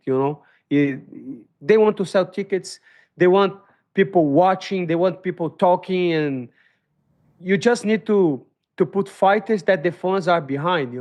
So I think that's why they treat him like that. But I don't agree the way they are treating him. I think he should be fighting with Topuria, because if you see this is a sport, I think he should be the number one contender. I think he should fight for the belt against Elias Topuria. Oh, wow. Okay. But I think Charles Oliveira got a lot more charisma than him. I think Charles got a lot more followers. I think people like Charles a lot better than him. So that's why Charles is fighting for the belt. I think it's easy as that. By the way, it's a great point. They also fought each other at UFC 300. You were on that card as well, and Armin won the fight. You also fought back in September, Benoit Saint-Denis. He won a couple weeks ago in Montreal. Do you think he's back? Did you like what you saw from him? No, I think he looked stiff on the standing, like he was taking a lot of shots. The guy was not really good, The guy was like 19-8 or 7 or something like that. Was not a really top contender. Was not a guy that deserves to be on the top or fight somebody on the top 15. We know, man. I would like to see the Joe Alvarez fight against him. Yeah. That was the fight that I would. What about Gamrot? Yeah, Gamrot too. Gamrot too. I think if you watch my video today on my YouTube channel, oh yeah, I say that about Gamrot. I was mad that BSD was after the fight was calling Gaethje and calling Gamrot because he rejected the fight. Right? They offer him Gamrot and they say no. They offer him Gaethje, the Gaethje fight, and they say no. So now you're gonna call them out, and you didn't look that great, on your performances. So I didn't like, but again, he's very popular in France. I saw that firsthand. When I went to Paris, I was seeing like billboards with him, like all over the place. He's a huge star in France, especially in Paris. So UFC is going to treat him very well. You don't have many French guys on UFC. You don't have many French guys that popular, other than Cyril Gane, right? And other than Manon Fiorot. So I think that scarcity gonna make UFC treat him very well. But he didn't look that good. Fair enough. I think you just said that the UFC is a business. I think that the man who will fight the winner of Ilya versus Charles is going to be your friend Paddy Pimblett. I think they're going to give him a title shot, especially if it's Ilya. 100%. Yes. 100%. I believe that so. And fair enough, He did well on his last fight against Were you Chandler. impressed? Were you impressed with him? I was, to be honest. But to be completely honest with you, I don't want to sound like a hater again, but Okay. I think he just exposed Chandler, right? I think Chandler got exposed bad. I think he's getting too old. I don't think he belongs to the top 15 anymore, If you see his record, his 2 winnings was against Tony Ferguson and Dan Hooker. So I don't know. I think Michael Chandler maybe is done. But I was impressed with not Michael Chandler, with Pimblett. UFC loves him. Like I say, the same thing against the same thing that I say about Sugar Shane. He has a lot of fans, a lot of followers, a lot of people tuning in to watch him. So they're gonna make his way easier, and there is nothing wrong with that. It's business, He's gonna sell tickets. He's gonna promote UFC on Europe, on London, or whatever. And it is what it is. This is a private company, and they should do like they are doing. In my opinion, they are doing great. That's why they are the biggest MMA show in the world. I always love your takes on the business, on the sport. The big story of the week is this John Jones, Tom Aspinall thing. What do we do with this? Is it time to move on? What do we do here? I think honestly they should strip John Jones, because it's just too much time. John Jones is doing the same thing that Conor McGregor did to Michael Chandler, just trying to make the guy lose time. I don't think he's fighting anymore. Yesterday we saw the video. He's saying that he's done. Yeah. So I think it's time for Tom Aspinall fight somebody for the belt. What do you think? Does this ruin his legacy? I don't think so. I don't think so. I don't think so. I would like to watch Jones against Ngannou at the time and against Tom Aspinall, but not fighting then, I don't think it will hurt his legacy, but definitely if he have fought both of these guys, he would cement his legacy as the greatest of all time, no doubt. But what I think is going to happen is I think UFC is going to push against him. But we never know because in the end of the day, there is this business deal with ESPN Plus, right? Yeah. They are trying to move to the Netflix. And I don't know. UFC will need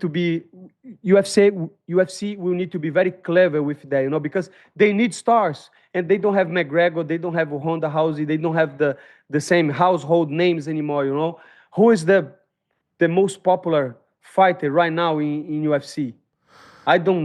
I would say Alex Pereira, and Alex Pereira is not even champion, Right. So that's why I think they need John Jones. They need that big names, but I don't think John Jones is fighting anymore. No, I think he gave them a number. I think he didn't expect them to meet his number, and then my understanding is they did, and then he said, I'm good. I'm making a ton of money out. He's doing a reality show in Russia. He's in Thailand. He's got all kinds of deals. He said life is good. I think he said, I could go out undefeated. Why do I need to fight this guy? I'll make that money elsewhere. My legacy is good. It's a shame because we wanted to see the fight, and I feel for Tom Aspinall, who's been sitting around waiting since July and fought for 60 seconds, but it's time to move on. Enough is enough, right? Yeah, I think it's time to move on. So right now we have to think who you're going to put against Tom Aspinall. Probably Cyril Gane. Cyril Gane, yes. That's the problem, I don't think There's not a lot of great options. It's not a lot of great options right now, exactly. So imagine if they put Ankalaev against Aspinall. I think that would be better, right? Nah, 205. No? You want him to go up to 205, Big Ang? Yeah, I think he should because he's not getting any fights. I never see something crazy like that. Iri Proracha saying he's not fighting, right? I think this They're going to do the prayer fight, but someone hacked his account. The Pereira, no, definitely they didn't hack his account. What do you think about that? Do you think somebody hacked his account? No, I don't think so. Man, that was the most benevolent hacker that I ever see. He goes over there, and instead of scam people, he's gonna do all the right things for you. I don't think that's right. By the way, I just saw this. They sent it to me. Bitcoin set a new all-time high today, Wednesday, on your birthday, breaking its record from around the time of the inauguration in January. What is this? 109,565? What does that mean? That means the dollar is not worth much, That means that. Let me tell you something. Today, I bought 25K in Bitcoin on the all-time high. Okay. 25K, and people say, hey, Moicano, you crazy. You giving liquidity to the market. That means I'm giving money so people can take out the money and I'm giving liquidity to the market. People say that. But trust me, in 10 years, today's price is going to be cheap because there is no way to fight inflation. I know Donald Trump does all these things with the Doge, trying to control the prices, trying to avoid stupid expanding. But this is not how democracy works. Democracy is very bad. People want free shit, and eventually in 4 years, in 8 years, they're going to change the rules, and people will still want welfare. And this is a problem with modern state and modern money theory. That means inflation will hit no matter what. So Bitcoin is still very cheap. We're still very early, and I don't care if I'm buying all-time high because I'm not buying, I'm saving money. Every time that I'm buying Bitcoin, I'm saving money. By the way, this is not financial advice, And huge shout out to my sponsor, Kraken. Nowadays, I have a very good sponsor, Kraken. If you want to buy over there, you can buy. You have a financial sponsor now?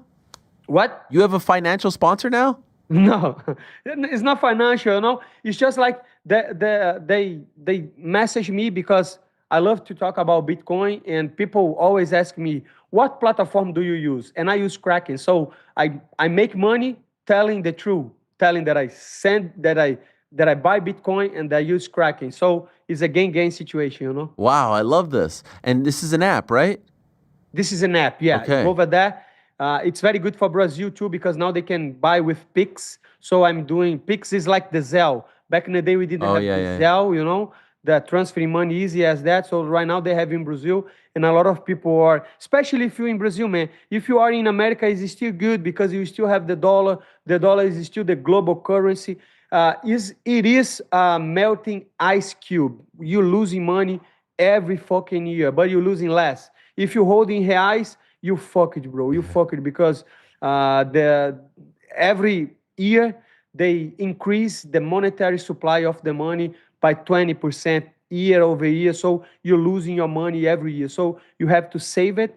And to save, I recommend you to study Bitcoin. Wow, it's always such a pleasure to have you on, Renato. Really, I love when you give us some of these gems, these financial gems. I don't own any Bitcoin. I should probably do it.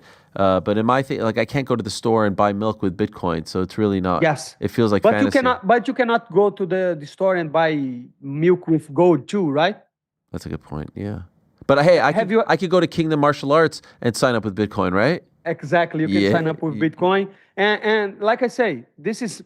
I don't recommend you to spend your Bitcoin because what's the point of holding Bitcoin if you're going to use to buy stuff? You have to you have to use Bitcoin as a reserve, as gold. You don't go on the streets and you try to buy stuff with gold, you know? So this is like a hedge. You have to put over there to preserve your hard-working money. So, and we have other how do I say, layers, right? You have the Lightning Bitcoin that you can send and transfer money very easily and with no fees at all, very, very cheap fees, like 1 cent fees, you know, 1 Satoshi fees. So we're gonna use the second layer, but I don't recommend you to spend your Bitcoin. Why would you spend Bitcoin that in 10 years, that's going to worth a lot more, you know? And Ariel, to be honest, I think you should try to learn about that and should try to learn what people are doing with your money, and that's not fucking good. Thank you, Renato. You're the man. Happy birthday. Thank you so much. Much love. I always love when you come on. We appreciate you very much, and we look forward to your return on June 28th in Las Vegas. Good luck to you, my friend. Thank you so much, Ariel. Thank you so much, everybody that is watching. If you like to hear me talking, go to Renato Moicano channel and watch my last video. Thank you so much. Os. My guy, there he is, Renato Moicano. What a guy, what a gent, joining us on his 36th birthday. You gotta love that. I had no idea until they told me earlier, and I really appreciate him dropping some financial knowledge, some gems on us as well. All right, in about 30 minutes' time, we're going to be joined by Karrion Kross in studio, formerly known as Killer Kross, a highly anticipated chat with one of the hottest in the game right now, but I'm very excited about our next chat. I have actually spoken to this gentleman before in the past, mainly about the NBA, a little bit about our beloved Syracuse Orange. We both went there. 2014 NBA Rookie of the Year, longtime NBA veteran, played for the Sixers, the Bucks, the Bulls, the Hornets, the Magic, had a great NBA career, but from time to time I would see him at UFC events. Have talked to him about combat sports. Know he's a big combat sports fan. I know that his daughter is an active jiu-jitsu practitioner doing great things in her own right. And then all of a sudden I see a report that he's going to be stepping into the ring. He'll be competing on May 29th in an actual boxing match. And so I said, we have to have Michael Carter-Williams, 6'6", fighting at heavyweight. Could this be the next great American heavyweight champion of the world? So he is joining us right now alongside his trainer, Jeovanny Estela. They are kind enough to join us to talk about this great event on the 29th of May. Hello, guys. How are you? MCW, Jeovanny, thanks for joining us. Thank you, brother. It's always a pleasure to be on. Okay, so I'm excited about this, and I'm really curious about how this all came about. So just to get it right, you are competing, Michael, on the 29th of May, Broad Street Brawl, in a 3-round heavyweight fight. The event is going to raise funds for Big Vision Community, a nonprofit organization dedicated to supporting young adults in recovery from substance abuse. Hopefully I got that right. If I didn't, please let me know. It's happening right here in New York, which is incredible. 41 Broad Street. How did this all come about, and why are you doing this? It kind of came about, well, my friend Dan and Jeovanny, he was the one who told me about it because he's competing as well. So he told me about it after I retired, gained a bunch of weight. It wasn't working out that much. So I started working out, just lifting, whatever, trying to stay in shape. But then, it wasn't giving me that fix. So I was like, you know me, bro. I love boxing. I love MMA, combat sports. So I started doing a little bit of boxing. And then, once my friend told me about that he's competing, I was like, I want to compete too. And I kind of started taking it serious. And, each day I started liking it more and more. And then, I met Jeovanny and he started training me and, he boxes himself. So it's been fun. It's been a good time. And just to follow up there, it's one thing to do it for fun. It's one thing to do it to stay in shape, but to actually compete is a whole other thing. Like Thursdays and Fridays, I box as well. I have no grand plans of fighting anyone. I'm not built like that. So why go from just like trying to do it, spar, have fun, to actually competing against another human being? I think it's just to scratch that itch. I've been competing my whole life, and that's something that I want to do. I want to continue to compete. And I respect the sport. I'm a big fan. I watch a lot. I got a lot of friends that fight. So, for me, it's more of just, I want to scratch that itch and oh, buddy. Well, was that one of your kids? This is Red. Come here, buddy. Come here. Say hi. Let's say, Say hi to Eric. Look at this. Say what's up. Say what's up right here. Look, right here. What's his name? Say what's up. Red. Red, what's happening, my man? Show him how you put your hands up. Show him. Hands up. Yeah, I like that. Coming soon to a ring near you. By the way, am I pronouncing your name correctly? Is it Jeovanny or Jeovanny? Jeovanny. Jeovanny. And the last name is Estela. Estela. So, how did you meet Michael? Estela. Okay, sorry. How did you meet Michael, and how would you assess his journey as a boxer?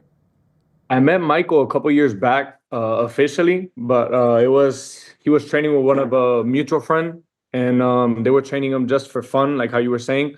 And that same mutual friend, a couple years later now, hits me up saying that Michael needs a new head coach and that he has this fight upcoming. And he told me what times would work and stuff like that. I said, perfect. But if I'm gonna train him and he's gonna take this fight, we're gonna take it full. We're gonna take it like if he's debuting professional. And I want to give him the whole fighter camp, meaning training in the morning, training in the afternoon, strength and conditioning on certain days, sparring with certain people. And if I train him, I want to win. So that's the main thing. But definitely he has that fight May 29th, and I'm excited with how much he's came across in these last 2 months that I've been training him. When he brought this idea to you, were you on board right away, or did you want to see a few things out of him in order to say, okay, I'm going to train you for this fight on the 29th of May? So when I met him a couple years back, he was training with my friend, and I knew that coach was a good trainer and stuff, but he wasn't training to fight. I don't know if he was even sparring at that time, but I had told my friend, let me see him in the gym like 2 months ago. Let me see how he's moving and stuff like that, and we'll see if we're ready for a fight in 2 months. And from first day that he showed up, I thought he was going to be out of shape. Yeah, that was like first week. Wow. I thought he was going to be out of shape.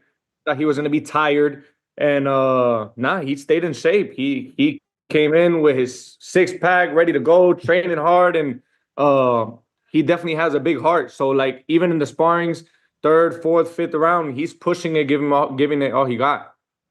So have you been sparring for this Michael Carter Williams? Like are you actually going out there and sparring other guys, or are you just hitting mitts? Yeah.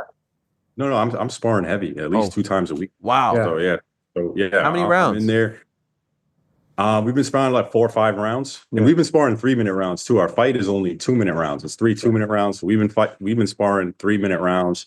And I've sparred a bunch of different people. I've sparred him a bunch of times. I'm thankful I've got some heavyweight sparring partners, so I don't have to spar him anymore, because he was whooping me for a while. So I'm glad I got some more people on my level. But Yeah, no, I've been sparring a lot. It's been fun. Got a few black eyes here and there, so I definitely been wearing it well. And like just like the experience of getting punched in the face is something that you kind of have to get used to, right? Especially if you're used to doing another athletic competition that doesn't involve getting punched in the face. Like we've heard of wrestlers in the past saying like, I just didn't like getting punched. When I say wrestlers, I mean collegiate wrestlers, Olympic wrestlers, amateur wrestlers. Early on, as you're getting punched in the face and sparring, how are you taking to it? Did that take some time for you to get used to, or were you used to it off the bat? Honestly, I was kind of used to it off the bat. That's one of the things, like going in and sparring, where I was kind of proud of myself, where I wasn't nervous, like I wasn't jittery. I tried to go in there aggressive, and I took my licks a bunch of times. So yeah, I honestly I was aggressive. It didn't phase me as much, and obviously getting hit, there was a few times where I was like, okay, that's what it feels like to get your bell rung a little bit too. That was one of the things that I was happy with when I first chose to put in the spar, because I was like, oh, I have a couple people around 200 to 230 pounds, but before I put them with Michael, that I've never seen on the spar, I want to put him with myself, see how Michael does with me, see how he responds to punches coming at him, if he's going to get scared and go back, if he's going to come forward, and how he's going to take a punch. So that's something that me, myself, with my experience, I was trying to test. I was trying to get him tired, trying to push him to that brink that if he's going to push or he's going to say timeout, shit like that. So definitely he surprised me on that first sparring, and it showed me a base of what I'm starting with. And it's a completely different fighter from then to these 2 months that we've trained. And you know what you're talking about, Jeovanny. You're 14-2. You're super welterweight. You fought on MVP cards at the Caribe Royale, Matchroom cards as well. So you've been around this fight game for a long time. Do you feel like he has that gene, that thing that separates fighters from regular people? Does he have that toughness? I think I do, and it's because of the athleticness that comes already from the NBA. That dedication to get into such a high division in the basketball, he just switches it on to that training and boxing, and it works. Like he gives it 150%. We just got off of a training not even an hour ago, and we're here doing the interview. Wow, I love that. One of the things that I thought of, Michael, when I thought of all of this, when I was thinking about it, you've talked openly about mental health, about battling, depression and all that stuff. There's nothing better than these workouts, right? When you're needing a boost, when you're needing to feel better about yourself. Like I would imagine, I don't think you're dealing with that now, but I would imagine this puts you in a great state of mind on a consistent basis, right? No, for sure. And obviously, retiring, every player goes through, something, after they retire, right? Like what's next for me, right? There's that transition period. And it's been a good outlet for me, just going to the gym, working out, hitting mitts, training for something, doing for something bigger than myself. It definitely inspires me, and it definitely gives me an outlet. And so are you doing this as a one-off? Is it a one and done? Next Thursday, you scratch the itch and you're done? Or is there a chance you love this, you're victorious, and you decide to do it again? I think I want to. I want to do it again. I don't know where it's going to take me. I don't know where it's going to lead me. I know that there's an avenue for people who play professional sports who enter the boxing ring. There's a lane there. But I don't know. I'm really taking it kind of one step at a time. It's something that I want to get really good at. It's something that I want to get better at, whether I compete again or I just keep practicing and sparring. So I'm definitely not putting the gloves down after this fight. I definitely want to, keep going. How does your family, and in particular your wife, feel about this? I asked her, and she was like, it's not my favorite thing in the world, but it's I can tell that it's an outlet for you. So she's all right. She's on board with it. They'll be at the fight. My kids will be there. Okay, I love this. And what is this event? Can you tell us more about it? It seems like it's for a great cause. How did you get associated with them? Yeah, so like I said, a friend of mine, he actually is doing the event as well. Okay. Told me about it. It's for, drug and alcohol abuse. It's a charity event. And it's something that I kind of want to see. I want to see the layout of how it is, right? Like maybe, I do my own charity, boxing event and learn a lot from this and put on, different type of shows myself. That's something that I've thought about too. I believe your opponent's name is Sam Khativ, if I'm pronouncing that correctly. Is that right? Be at that. It's Khatib. I think they got it wrong in an article, and people kind of ran with it. Okay. But Khatib, I believe. Okay, is there any footage on this guy? Like Jeovanny, are you able to find out anything, or does it not really matter in a fight like this? I saw a couple of little reels on Instagram, stuff like that. Some footage of him sparring and stuff like that with other people in his gym. I actually met one of his sparring partners because I'm doing Team Combat League for the New York team for boxing, and while I'm showing people clips of Michael doing good in sparring and stuff, one of the heavyweights go, "You said Michael Carter Williams? I'm sure the guy that's gonna fight him." And I was like, Oh, wow. shit, we're gonna be going at it then. But definitely, I saw some footage. I like how the fight is gonna look. I think Michael is trained very hard and has sparred with both righty, lefty, people that go forward, people that go backwards. So I'm trying to give him the feeling of everything all at once to see how he does with each one, how he can adapt. So I think we're gonna be very good for May 29th. We've seen athletes from the stick and ball sports come over to combat sports. We've seen NBA players, most recently Darren Williams on a Jake Paul card. Any relationship with him? Did you ask him? He beat Frank Gore on that night. Did you ask him what it was like competing in boxing for the first time under the lights, so to speak? I didn't talk to D. Will. I haven't talked to him about it. I watched the fight. You could tell that he trained.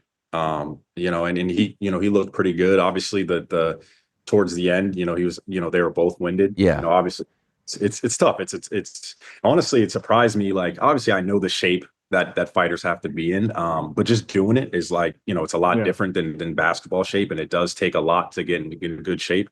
So for me, it was like I want to be in the best shape possible, and I want to take it serious. I want to go out and train. Right. I don't want to look like I just put on the boxing gloves and went out there and just doing it because I like it. Right. Like I want to gradually get better. I want to, do certain things. I want to be able to correct myself, and I want to be in shape. Headgear. What do you compete with? And That's it. okay. Yeah. And how big are the gloves? 16 ounce. Okay. And are you like? Is it possible? This has become a thing, right? It's a whole business. Influencer boxing, all these misfit cards, and all this stuff. Like, is that something in the back of your mind? Would you actually like to take this and create a whole second career here? Yeah, I mean, listen, I've thought about it. Wow. I've watched.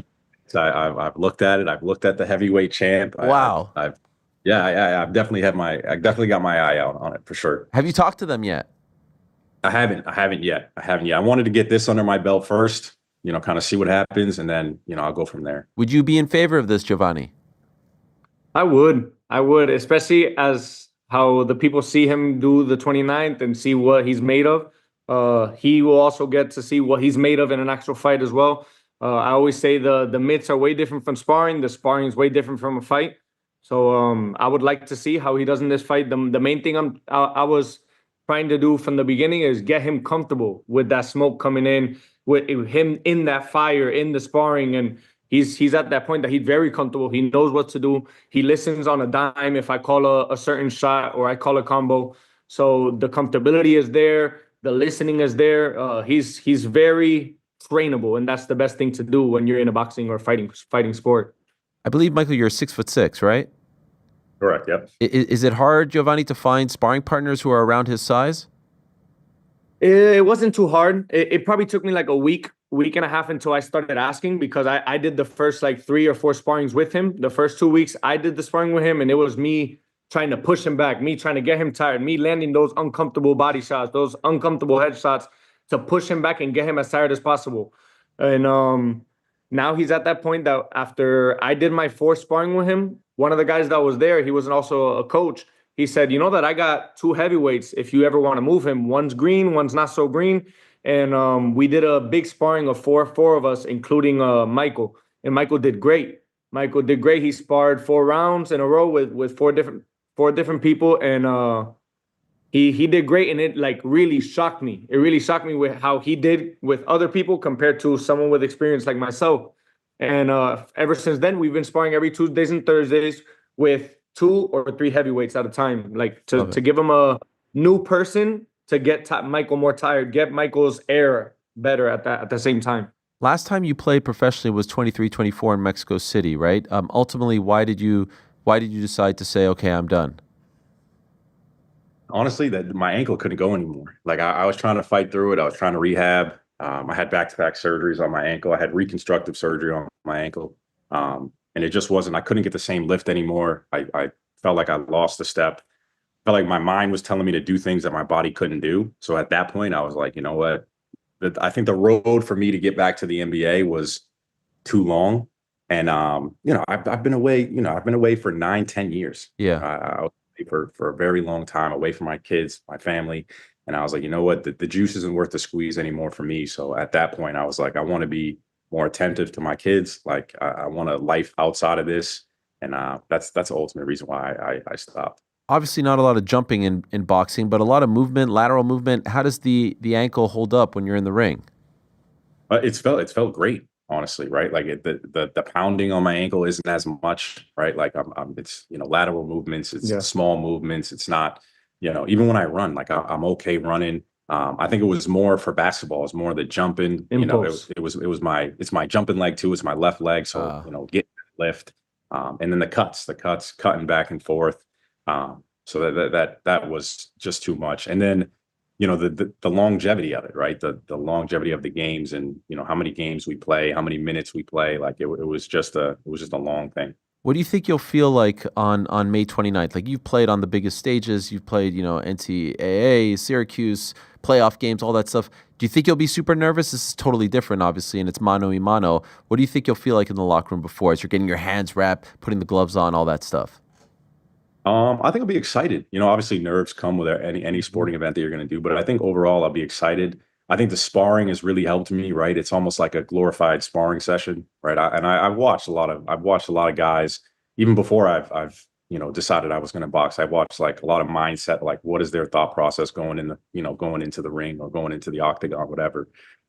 So yeah, I'm going to be excited for it. It's going to be, I know I'm going against somebody my level, so I'm excited.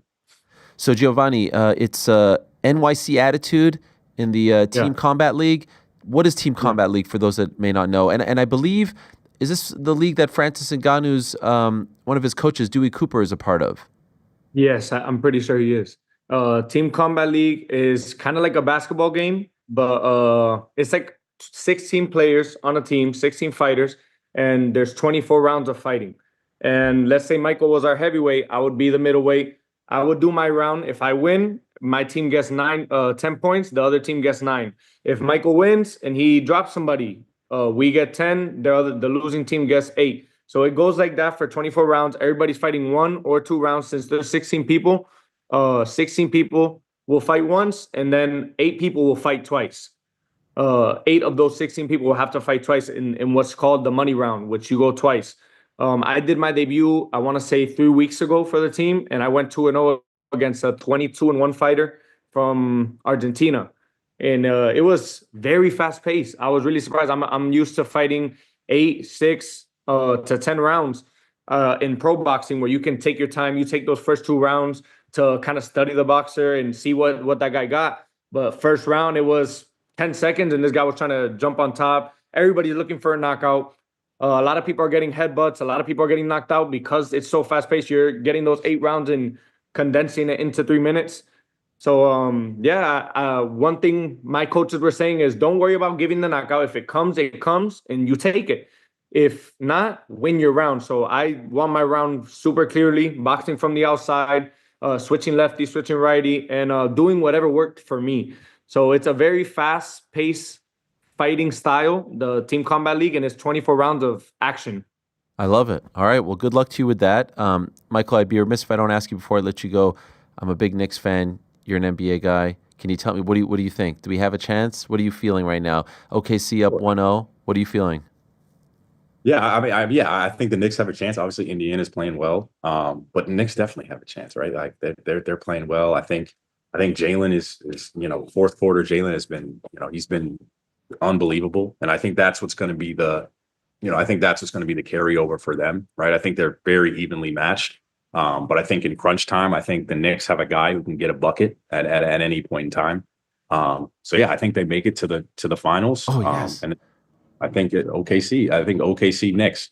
Okay, and then who? Just for me, can you just say Can you just say the Knicks? I'll just say the Knicks. Okay. I don't know if I believe you, if I'm being honest. They look really good. They look really good. I'm a little worried about them, but we have to get by Indy, so we'll worry about that later.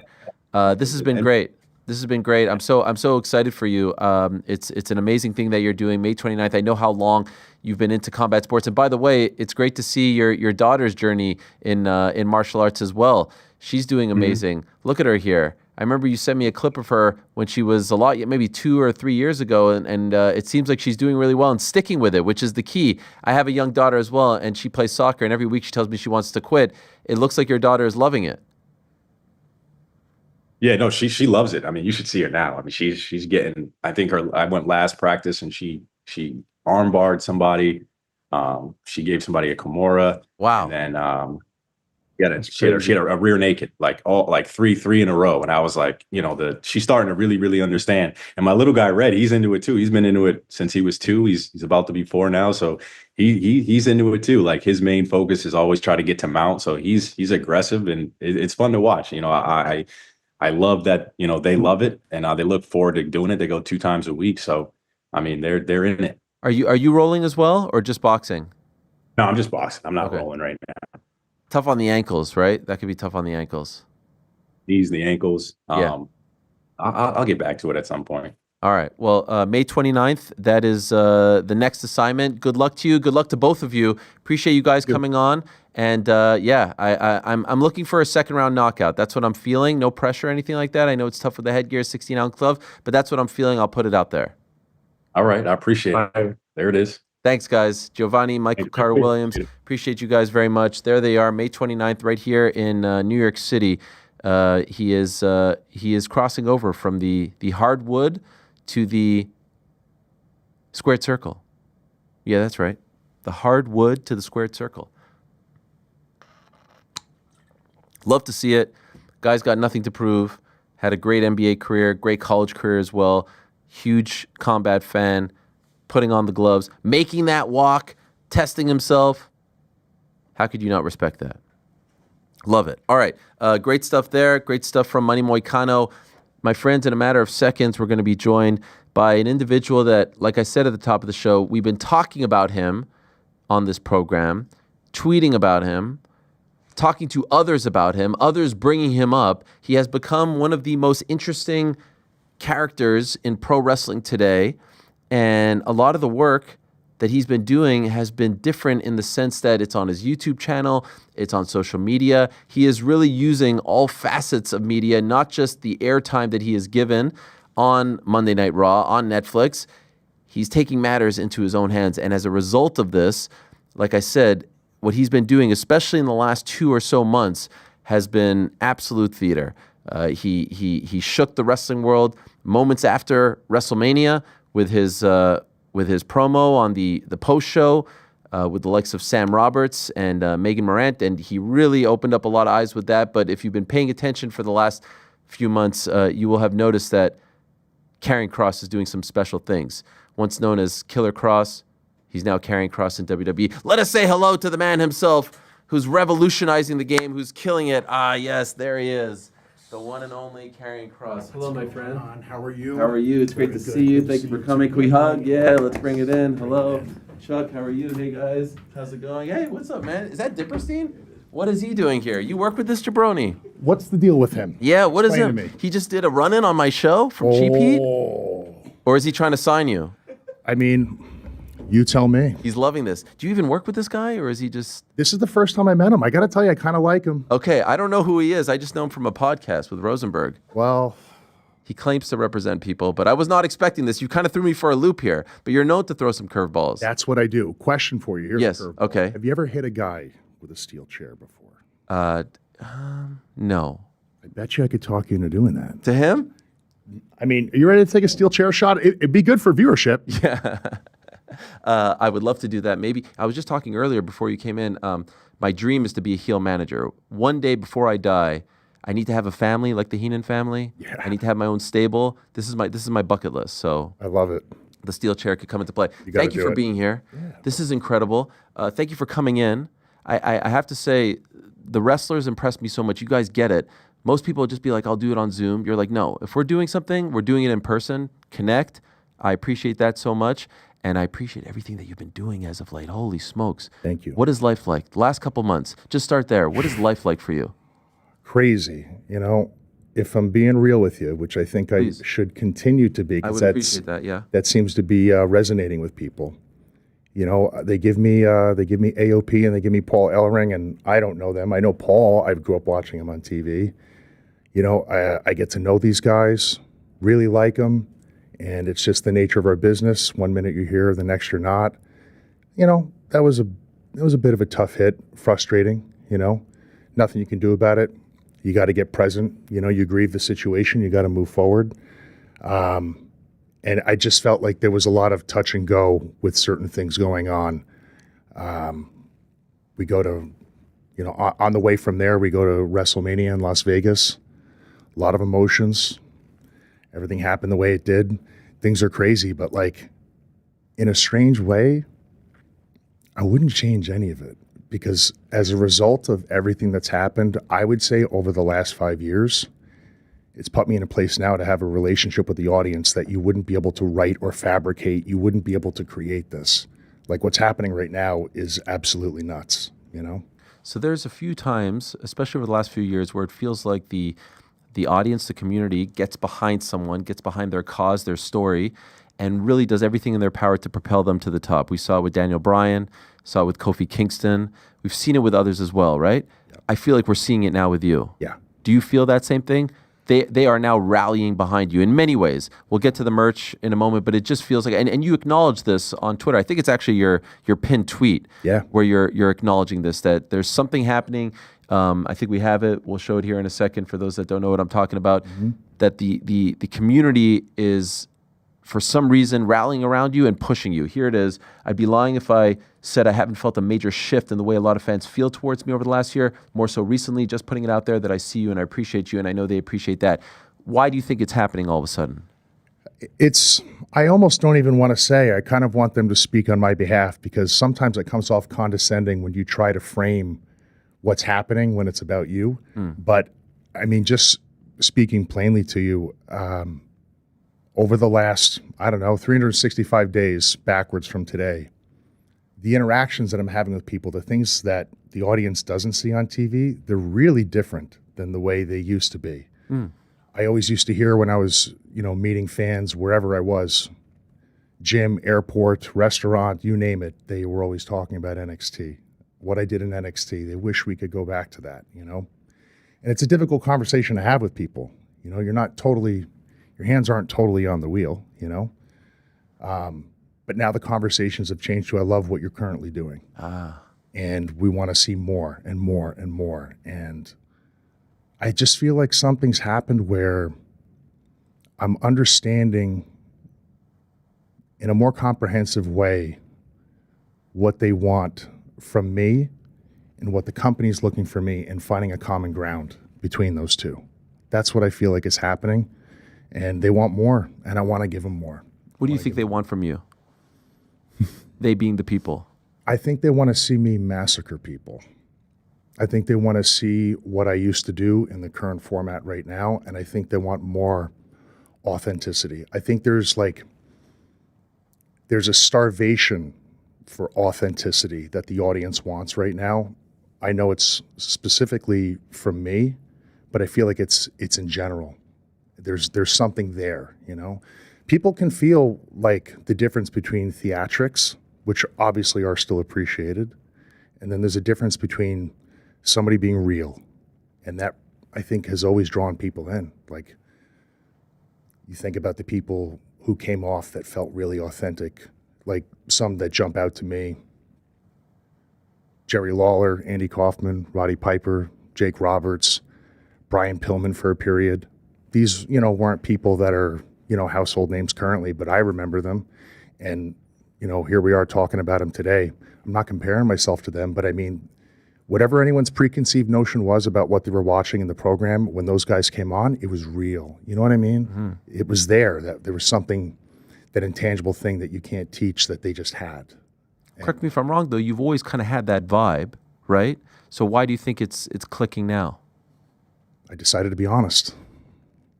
Was there a turning point when you said I need to start being honest? I need to start being more real, more authentic? Yeah, I think it probably happened when Miz and I were working together. I think something clicked there, you know?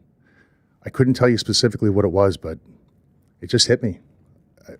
I don't even know what it specifically was. Something just occurred to me. I kind of want to drop the act a little bit and start leaning into what I'm feeling like is being called from me. You know, you mentioned some of those names. I was perusing your YouTube channel, which is great, by the way. And I want to speak to you about your documentary that you dropped not that long ago. But there was one comment under the documentary that I thought really summed up your magic right now. And you mentioned the names and this person, so shout out to him, mentioned the names. We have the comment here. I wanted to read to you. Kross is like a present-day Jake Roberts. You don't know if he's your friend, your enemy, angry or happy, heel or face. He's methodical, aggressive, cerebral. Is he being underutilized? Maybe that's the part of the work. I don't know, but I love it. Keep it up, all of it. I thought that was phenomenal. Shout out to that guy, Mike B1618. And they say don't read the comments, but the comments are all positive on your videos. It's like amazing. You're like the one YouTube presence that people are also. It's a beautiful thing. Yeah. But I feel like that kind of hit it, right? I mean, yeah. I mean, again, I don't know. I'm a weird guy. Like I have a hard time taking compliments. I've always been that way. I feel like it keeps me accountable for my own work and just, you know, staying the course. But I do appreciate it. I saw the comment, and you know that stuff. That's an indication to me that we're going in the right direction. You know, so that's the course I want to stay. You mentioned AOP, you mentioned Ellering. When you found out February, I think it was, that they were parting ways, did you think that that was going to be not, you know, a sign of things to come for you, but like leave you kind of hanging in the wind? You've got your own thing with your wife, Scarlett, and some might say you're almost better, just the two of you, no knock on them, but just it just has worked, and it has always worked, and people want it. But were you worried about what that was going to mean for you? Not necessarily, because I kind of have a process when something upsets me or I'm angry. I don't avoid it. I get into it. I grieve it, and then I move on. I try to stay as present as possible. I don't think it's like a good thing to brood in a place that's not producing like what you want for your life. So I just said to myself, what I say to myself literally every week is, I want to, this week, no matter what I'm given, no matter what's going on, I'm going to try really, really hard to make a connection with the audience because they know they want to be connected. It was a strange thing. For a time, even in this stretch, I wasn't on TV for a little bit. I think it may have been, off the top of my head, 3 or 5 months. I don't remember. I don't spend time thinking about that. But I was on live events. And there was no story going on TV. And when we were coming out, we were doing what we call cold matches, you know? And when we were walking out, you know, I'm established as a bad guy. I just personally think I'm misunderstood. The crowd was cheering for us when we were walking out. And I looked at my wife and I went, huh. Like there's been this underlying thing that, again, the television audience doesn't see, where people have wanted to cheer for us, you know? And I think that's because they're sick and disturbed like us. They want to, you know what I mean? They want to do it. And we've been giving them reasons not to. And I think we should stop doing that. I think I saw you say that you were on Main Event in London. You had the Chris Bay charity match, and that was like not that long ago, right? A couple of months ago or so. That was their first matches of 2025? Yes. So why was it 3-4 months without a match to start the year? Were you injured? No. There was. This is right before we got rolling with AOP and did Final Testament. It's a story for another time. I don't think there's enough time to tell the story. Oh, we got all the time in the world. we're live. You want to get us in trouble? You want to get nuts? No, I don't want to get anyone in trouble. Let's get nuts. Yeah. This is a shoot, brother. We can do whatever we want. If you want to tell it, all good. If not, there was just a weird period where I think they were trying to figure out what the best way forward was. That's okay. All right. That's the way I can put it. Fair enough. It's the best way I could put it. But I mean, we've always been ready to go, man. Like, and we're hungry. Like, the biggest misconception anyone can take from what I said on WrestleMania was that I'm disgruntled. I'm not. I'm just really, really, really hungry, man. I'm really hungry. All of this is coming from a place of passion. And, you know, it's, for me, it's all about the grand scheme of things. Like, people are paying to come watch the greatest show in the world. I want to be a reason on the show where they felt like they got every single cent, worth of that. I want to be more than just an Easter egg. I want to be more than just a guy in the back ruining people's lives. And I will admit I do enjoy ruining people's lives. There's definitely something wrong with me, but only the internet can judge me. Mm-hmm. And I'm working my way up to WrestleMania. When you found out that you weren't a part of the WrestleMania plans, 2-day event in your adopted hometown of Las Vegas, big deal. You had a solid match in Philly last year, so one would think you take a next step. What was your reaction? I was confused, very confused. But again, it's not the type of thing that I think myself or anyone can like stew in. It's like, what do we have today on Monday? Maybe it's your cup of tea, maybe it's not. You have to try to make the best of that and try to hit a home run. Every week I'm trying to hit a home run with whatever they give me, whether it's 5 seconds, whether it's a background shot, something. It was an opportunity to make somebody laugh when they're watching or make somebody really, really angry. That's kind of like, I just circle back to that. I have to, because I've seen people go nuts in this business. They'll drive themselves insane trying to theorize what's going on. All you can do is check in. What do you need from me? What are you looking for in the show? And just try to give them that, So part of the brilliance is you don't just, sit in the corner and cry about the fact that you're not on WrestleMania. You take matters into your own hands and you put together this documentary. And it's absolutely riveting. It's some of the best stuff that any wrestler has done on their own, not part of the machine, so to speak, because it really gave us insight into your mind. Here you are on the streets of Las Vegas. You're talking about your career. You're talking about the state of your career. That idea, to do that, was that as a result of you not getting on Mania, or did you say, like, I was always going to do this? It just kind of, the subject kind of turned when things played out the way they did. I was always going to do it. Okay. That was my plan. Wow. That was my plan, like, right when I got hired by WWE in 2020. I said, one day, this show will be in Las Vegas, and hopefully one day they hold a Mania there. Because when I was still in Vegas living there, Vegas was still expanding. I didn't know if the economy, on a measurable metric could support a WrestleMania. Clearly it could. Yeah. But that was something I always wanted to do. And things just kind of serendipitously happened in a weird way. Like, I feel like I get messages from the universe to pay attention to. Like, if I hear the same thing over and over and over from different people that don't know each other, I feel like I should be paying attention to that. Davin Tong hit me up and said that he wanted to produce something. And I was like, holy cow, I was already going to be doing that. And I told him, I go, dude, I don't know what this is going to be by the end of it. I have absolutely no idea, but we're going to create something for people to watch.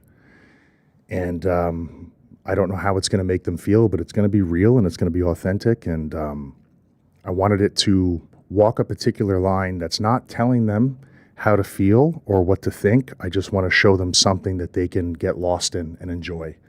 And the reception that it's had, I'm just happy with it. I'm happy people enjoyed watching it and they're getting something out of it. And like that too, doing that that was more or less inspired by Smash Machine, which now, Mark Kerr has his movie. I got to reconnect with him at WrestleMania when we fought Bobby, the Prophets, and Brie. I met him when I was a kid. And not that we were close friends, but I reintroduced myself as an adult. And I can't even tell you how many times I've watched Smash Machine like that. Yeah, the best. And I just told him recently, like, as a fan of his growing up, his bravery for putting his whole life out there, all of the good, the bad, the ugly, that inspired me. And I went into a headspace where the things that I was going to do and say, I wanted to inspire like people in the same way he did. And it's not the same. I'm not saying my life is the same as his at all, but like to be so vulnerable, I think that's what brings people together, oddly enough. It's not power plays. Power plays actually divide people, Like Superman, people can't connect with Superman until they see that he's in love and he has a weakness and, doesn't have a family, he's a missing father figure, all that stuff. I think there's something there to all of that. And I didn't want to manufacture it. I just wanted it to be real, and I was going to take it on the chin however people were going to feel about it. You're perfect for Bloodsport. I'm a big fan of Bloodsport, and I love the fact that WWE guys are able to appear on it and I hope that people don't view it as like the place where the guys who aren't on Mania are able to compete, because there are only certain guys that can, and gals that, Shayna Baszler was perfect, Natty Neidhart, and you are just perfect for it. And that was a part of the doc as well. So again, you took advantage of Mania, being in Vegas, of doing other things. If you're not going to be on the big show, well, you're going to make an impact in other ways. What was that experience like? And I'm getting to the martial arts background because you're perfect for this. But just to work that type of show, what Josh Barnett is doing, I think is super fascinating, right up my alley. What did you think of it? I got the heads up from Regal. I can't remember how far out it was, but I was just over the moon about it. My career changed with the first two that I did. The first one was with Harry Smith. The second one was with Nick Gage. I can't explain it, man. Like, all of these doors just started opening. It was a different fan base, the air of legitimacy that's around that. Josh kind of said it best, like, you'll be exposed with what you're good at or what you're bad at when you go there. It's a real dice roll. It's not just the type of thing you walk into and do if you don't have a background in that type of stuff. And the crowd keeps you accountable. It's a really special event. And I just thought, like, that's perfect, because I had the documentary idea lined up before that happened, and I was like, we're filming that for sure. Oh, yeah. Oh, the footage is tremendous. We were just showing some of it. So where are you night one? Night one, I am at the hotel, and I am watching CM Punk, Roman Reigns, and Seth Rollins absolutely kill it. Why aren't you there? Why aren't you at the stadium? I was like in a state of avoidance, to be honest with you. It kind of killed me, Anytime I've ever, I want to be there as often as I possibly can in any capacity, but man, sometimes when you see that full house and you're not a part of the show, for all of us, it's not just me, I'm not an isolated situation, it's really soul killing, because you want to be out there so badly in front of that crowd, and with the lineup on the card, it's going to be a show. People are never going to forget who are there live, and they're creating moments out there. Maybe even, for some people, it's a first-time moment live. That's why a lot of us got into this, It wasn't all about the high spots. It's about telling the stories and creating those moments. And not being able to do that, I was just thought to myself, like, it might be mentally better for me to watch it from here and just study and appreciate it from the hotel. In Vegas, too. Mm-hmm. Where are you night two? So at the beginning of the day, I'm at WWE World, signing autographs, meeting fans, doing the meet and greet stuff. I think either that day or the day before, I did media locally for Fox, which was cool. I always wanted to do local media for Fox for like wrestling. So that was kind of just a cool, thing to do. I get a text, we need you at the building now. I just said, what time of day is this? Pre-show?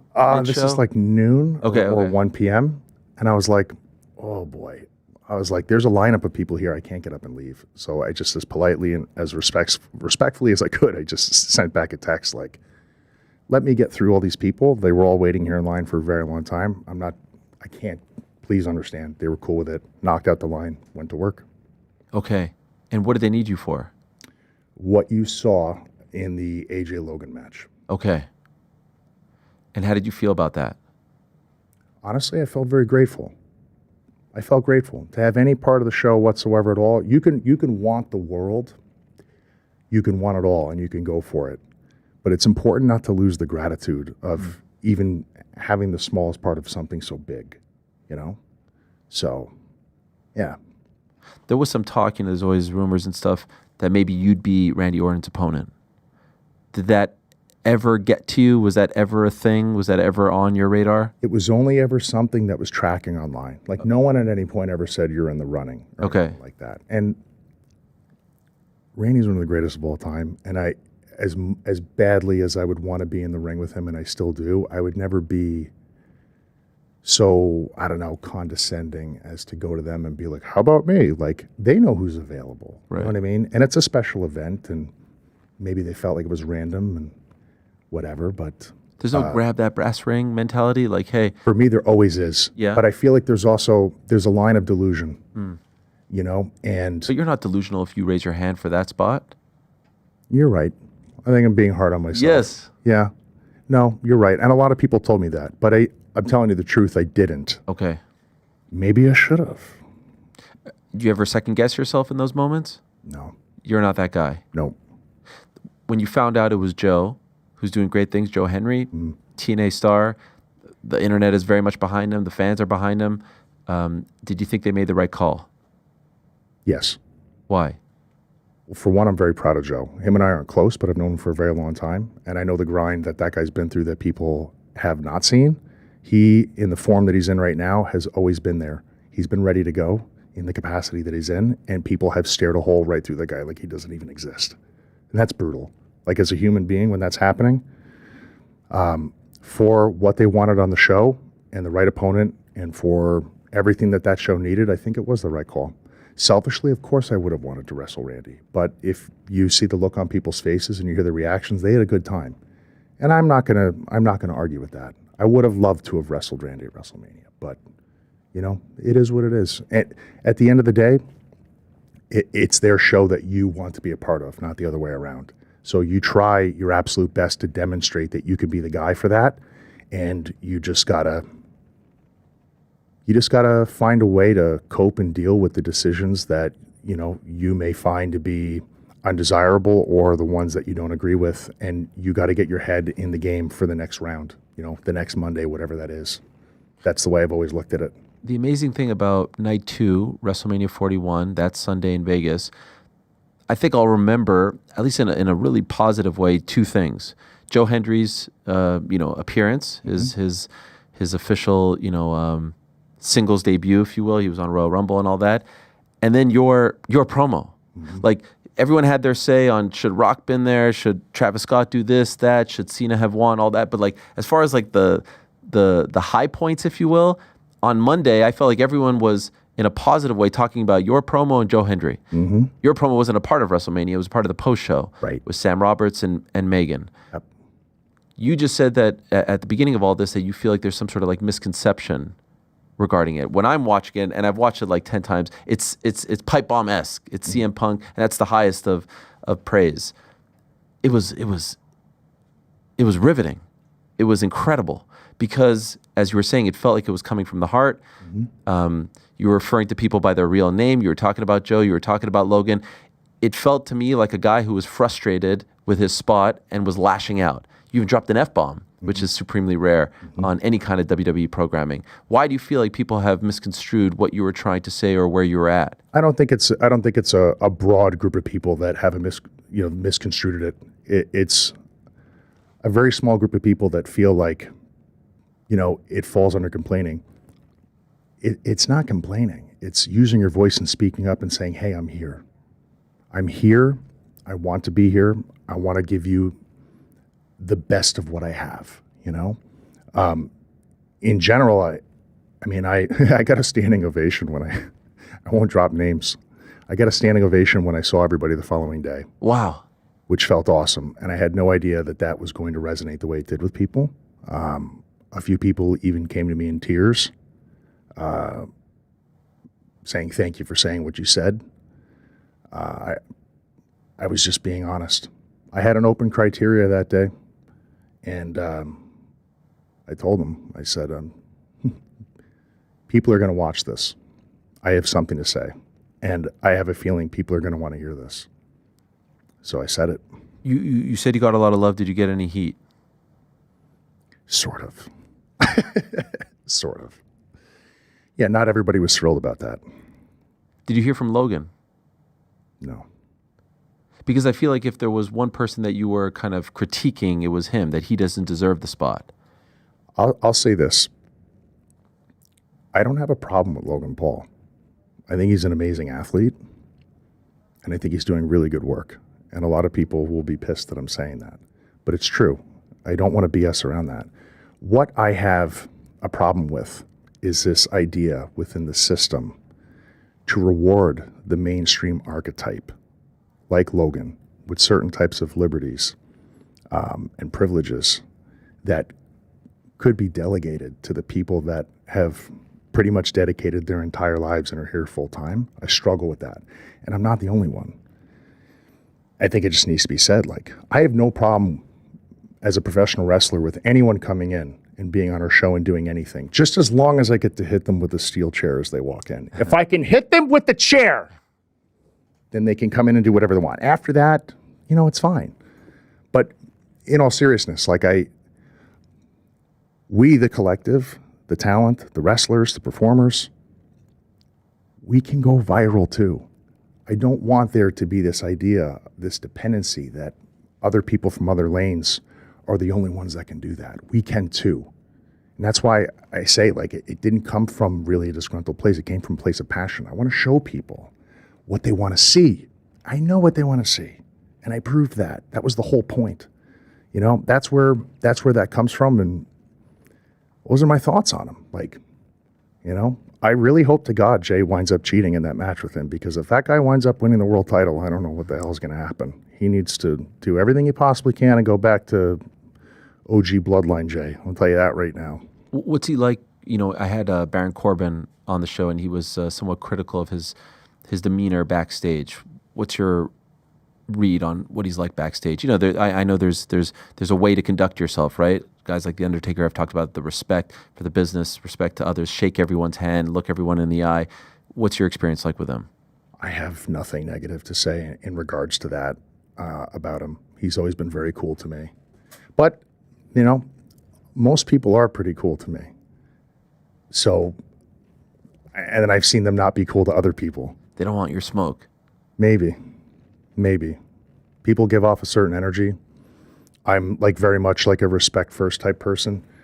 You know, Vegas truly to me like is home, but I did grow up in New York, and I think it's a culture thing. Like, you don't know who anybody is on the street, and you grow up on those streets, so you be cool with everybody, because if you're not going to be cool, then that means that you want a problem. And I don't know, I've never really been able to shake that. I'm still that way. I want to be cool with everybody. If you give me a reason not to be, it's not going to be good for you.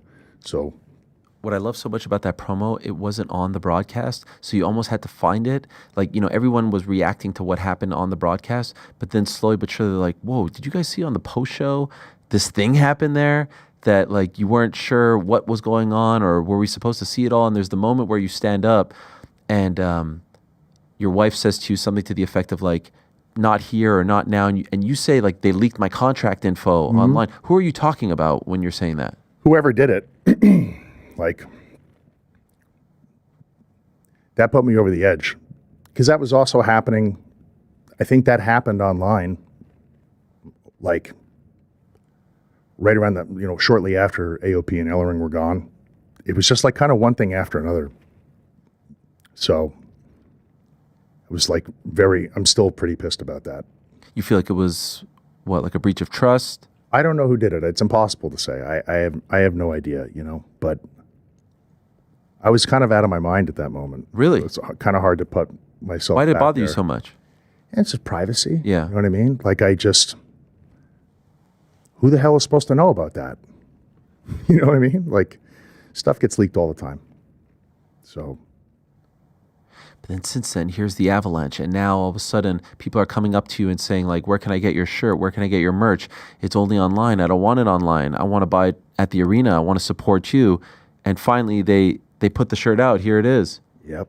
String them up, knock them down. And as of right now, based on the tweets that I've seen, it's number one. I don't have the metrics on me right now, but I know it's doing pretty good. That's crazy. And that's why, dude, I'll go back and say, like, I wouldn't change any of it. All of these things I just told you, all my gripes and grievances and whatnot, and like where I'm coming from, I wouldn't change any of it, because what's happening right now is completely organic. I wouldn't change any of it. And it's just a weird thing, and I always go back to this, and maybe it's like growing up doing martial arts and stuff. Like, you can't grow without suffering. It's like a really ugly double-edged sword in life. You have to go through things to know and figure out who you are and where you stand and who you're going to develop into. And there's no point in going into all of it, you know, now, but I'm glad that I went through it, because coming through to this side, the connection that I have with the audience right now is insane. And I know it's just going to get bigger, and I know it's going to get better. Like, I feel it. And even with the shirt, like, I'm involved with the graphics designs and all that with the shirts. What that shirt was originally supposed to represent, now it represents something even bigger, which is insane.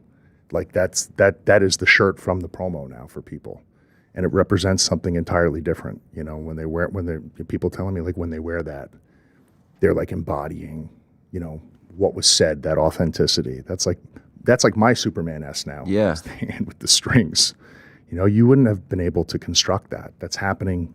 It's taking on a life of its own. So, are the powers that be, in your opinion, paying attention to all of this? Do you feel like this is translating into the success that you want, which is, you know, big matches, big opportunities, airtime, all that and more? all I could say is I hope so. I don't think you cannot ignore the crowd, whether it's online or it's, you know, live audience. I have a feeling that some people thought maybe it was going to go away, it was going to die down, it was a momentary thing, but it's not. It's getting louder, you know, and it's... I heard the pop, main event pop. That's a babyface pop. Yep. You're a good guy now, whether you like it or not. What about the irony of me turning people? Right. Now the crowd is turning me. What about that irony? It's so crazy when that happens. It is crazy. I've never turned anybody in my life, by the way. I'm an absolute saint. Absolute saint. It's all of their own volition. It's all a giant series of coincidences. I just wanted to put that out there as a public statement. What are you thinking in your mind, like when you hear this last pop that you got on main event, and they're treating you like a babyface star, their guy? Man, all I can tell you is it feels good. I feel like people are finally seeing me. I know that they've been seeing me all this time, but I feel like they're seeing me. When I hear that, I know that something is there, and it's becoming undeniable. You know what I mean? Yeah. So, it felt really good. And every night when I go out there, I have no idea what's going to be coming at me. I have a guess, and this is what I guessed would happen. But it feels really good. This is what every wrestler dreams of, right? Yes. To have this connection with the audience, right? Yes. Yep. To whether it's like vociferously boo you because they're supposed to boo you, or connect with you in a way where like they feel like you represent them and now they want to propel you to the top. Like they view your success as their success. That's what I sort of feel like is happening here. Big time. And it seems like the impression that I'm getting is they want you to win Money in the Bank, and they want that to be the thing that gets you into the main event slot and to finally see you. And we've seen this with other guys. Big E wins the Money in the Bank. He then becomes champion. Happened to Liv Morgan recently, and on it goes. Are you feeling the same way? Yes. Yes. Okay. And it's wild. Yeah. It's absolutely nuts, you know? So many people try to throw things out there to like sell an idea to the audience or kind of like in a very coy way bait them. I haven't been doing any of that. This is all coming to me, and it's awesome to be chosen, you know what I mean, by them. Yeah. I mean, what else can I say? It's nuts. Will you get a chance to compete for that briefcase? I really hope so, and I'm ready. It's right over there, by the way. Do you see it? Don't tell me that! It's not the real one, though, unfortunately, but it would be nice. We can manifest this. We can put this into existence. Oh boy, that's the way. Absolutely nothing happens. Yes, that's do right. that. That's the big rib. Oh, look at this shot. That is, by the way, it looks good on you. You know, green and gold. Yeah. What do you think? That's what they're calling for. Yeah. I see it. I see it every day. Yes. Imagine that. What a pop that would be. All the years, the trials, the tribulations, the NXT, the debut that didn't go the way you wanted, the release, working your way back into, like, there's a lot there. Mm-hmm. And people have gone on this ride, and it hasn't been over like 15, 20 years. A lot of it has happened in the last 5 years. Yeah. And I think part of the reason is, tell me if you feel otherwise, I think people feel like you have been wronged for one reason or another, and they want to see you get your due. I won't deny that, which is crazy. It's crazy because I can feel any particular way about anything going on in my life and not talk about it, and then it's as if it doesn't exist to people, right? That's like all of us. The fact that people are feeling that way and saying that and talking about it without me having to say it, that's what I mean when I say, like, I feel like I'm being seen. Like, I don't know if the right word is, like, feeling validated in the way I'm feeling, you know? Sometimes you think you're crazy, you know? You're thinking of all the stuff, you're looking at what's going on, you're just like, I'm really trying, man, to make this click. And there are things that are not there that I'm trying to insert. And I'm not able to. And then this thing comes in from the audience and just wipes all of it like off the table. Like it's now their thing. And you know, they pick you, they choose you, they want to run with you. It's so hard to put into words. But it's happening. how do you keep this faith? I saw in the documentary, there's a line in there which is great about, stop looking at other people's lawns. The grass isn't greener. Worry about your own grass, water your own grass, fertilize your own grass. It's a great mentality. I mean, a lot of the things that you say about loyalty, about the way you live your life really resonates with me. But how do you keep this faith when you see other people who for, one reason or another aren't as talented as you, or maybe didn't put in the time or whatever, getting opportunities and you're not? How have you not been broken at this point? Because I would understand if you would have been like, to hell with all of this. Let me go do something else. Let me just not have to worry about this. How have you been able to withstand all of it? I had a really good relationship with my grandfather, Robert, who's no longer here with us. He served in the Army. In the house, he ran a really tight ship. And that was just his way of thinking with everything.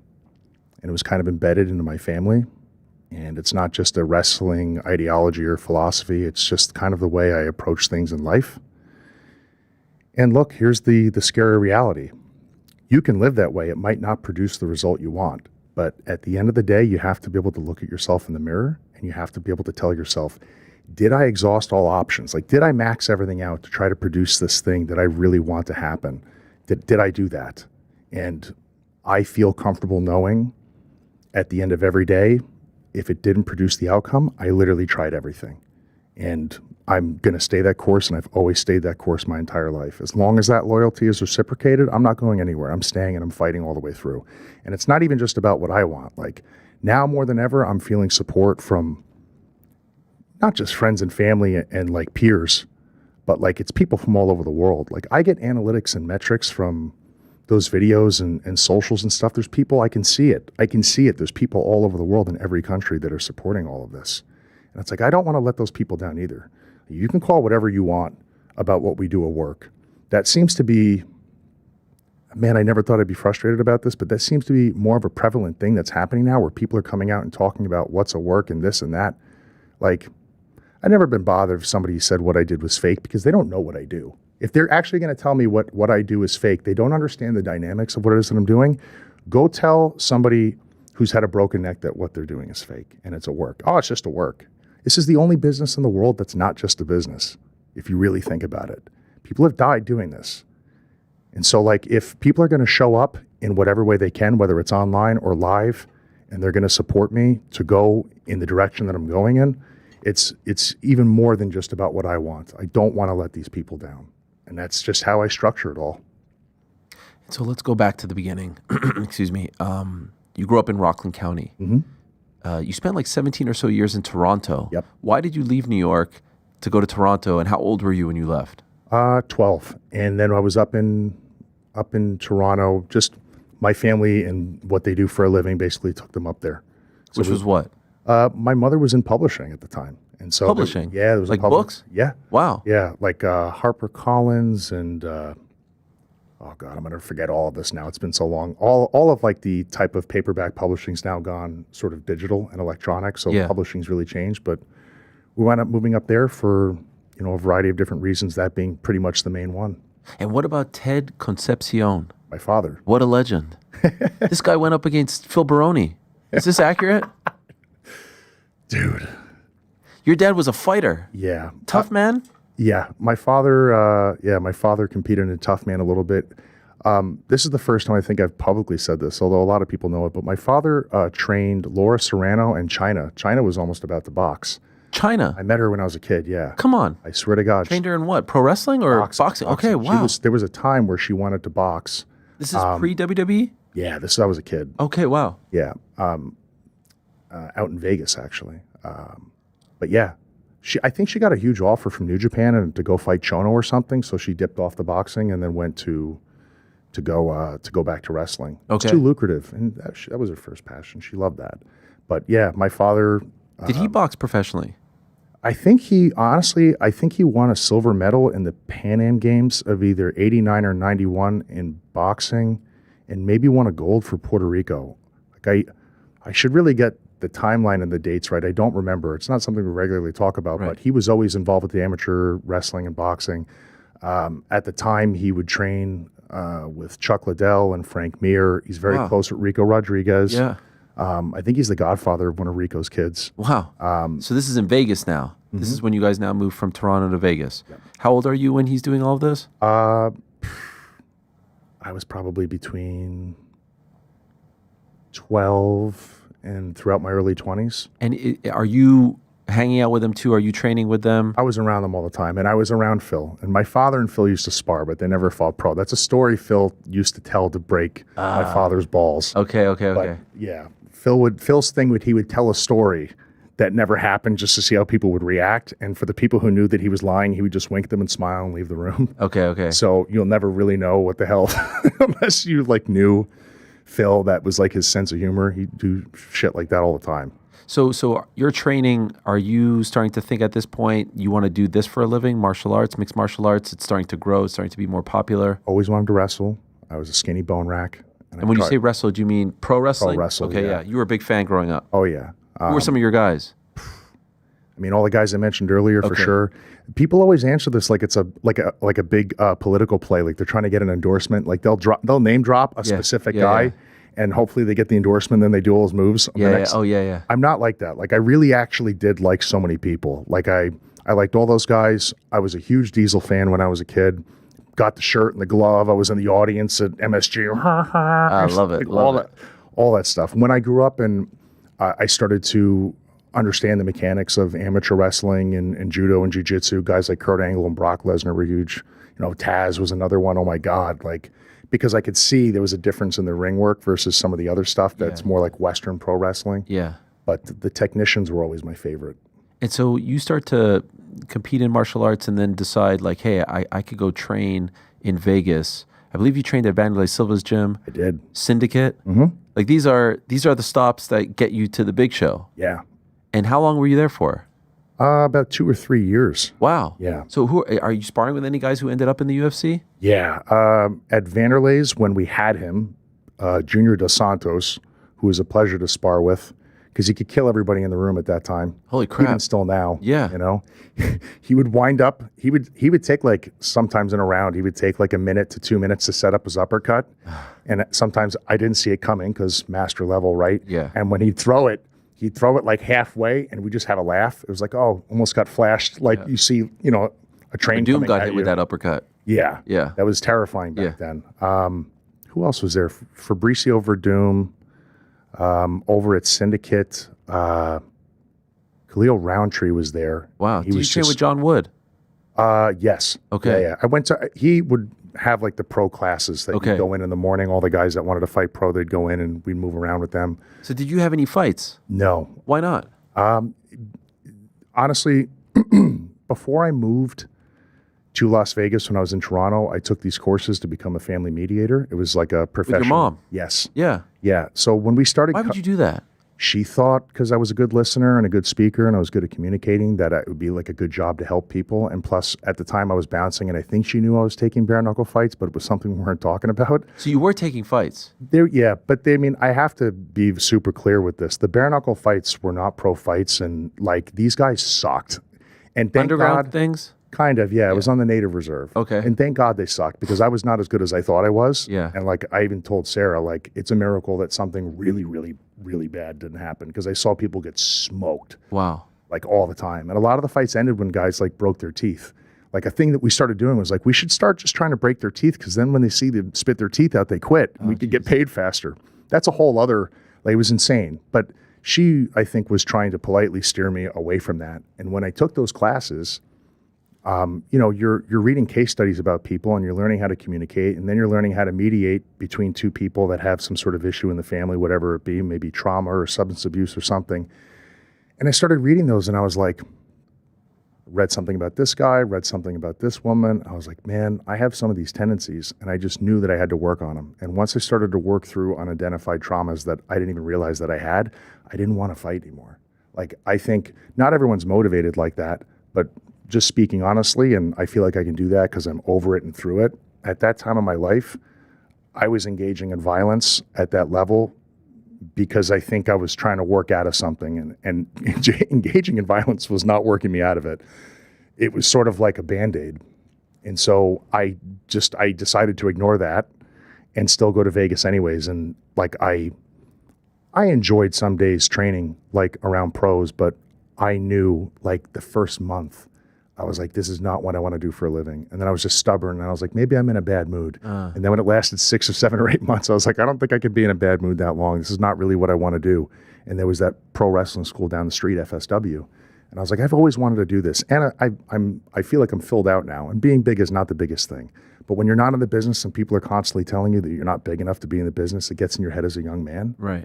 So then I went and I fell in love with it. So Roy Nelson, too, was at Syndicate. He was wonderful to spar with. Yes. He would teach me really good setups for overhands. He had a really nasty right overhand, probably still does. Legend, yeah. I mean, he's knocked a lot of people out. Could I ask, what were you trying to sort of battle? What was the trauma that you were dealing with? When I was a kid, my parents split. Okay. And so when something like that happens to a kid, there's all different types of like things that, you know, happen to somebody where they don't necessarily know how to identify like real lanes of certainty.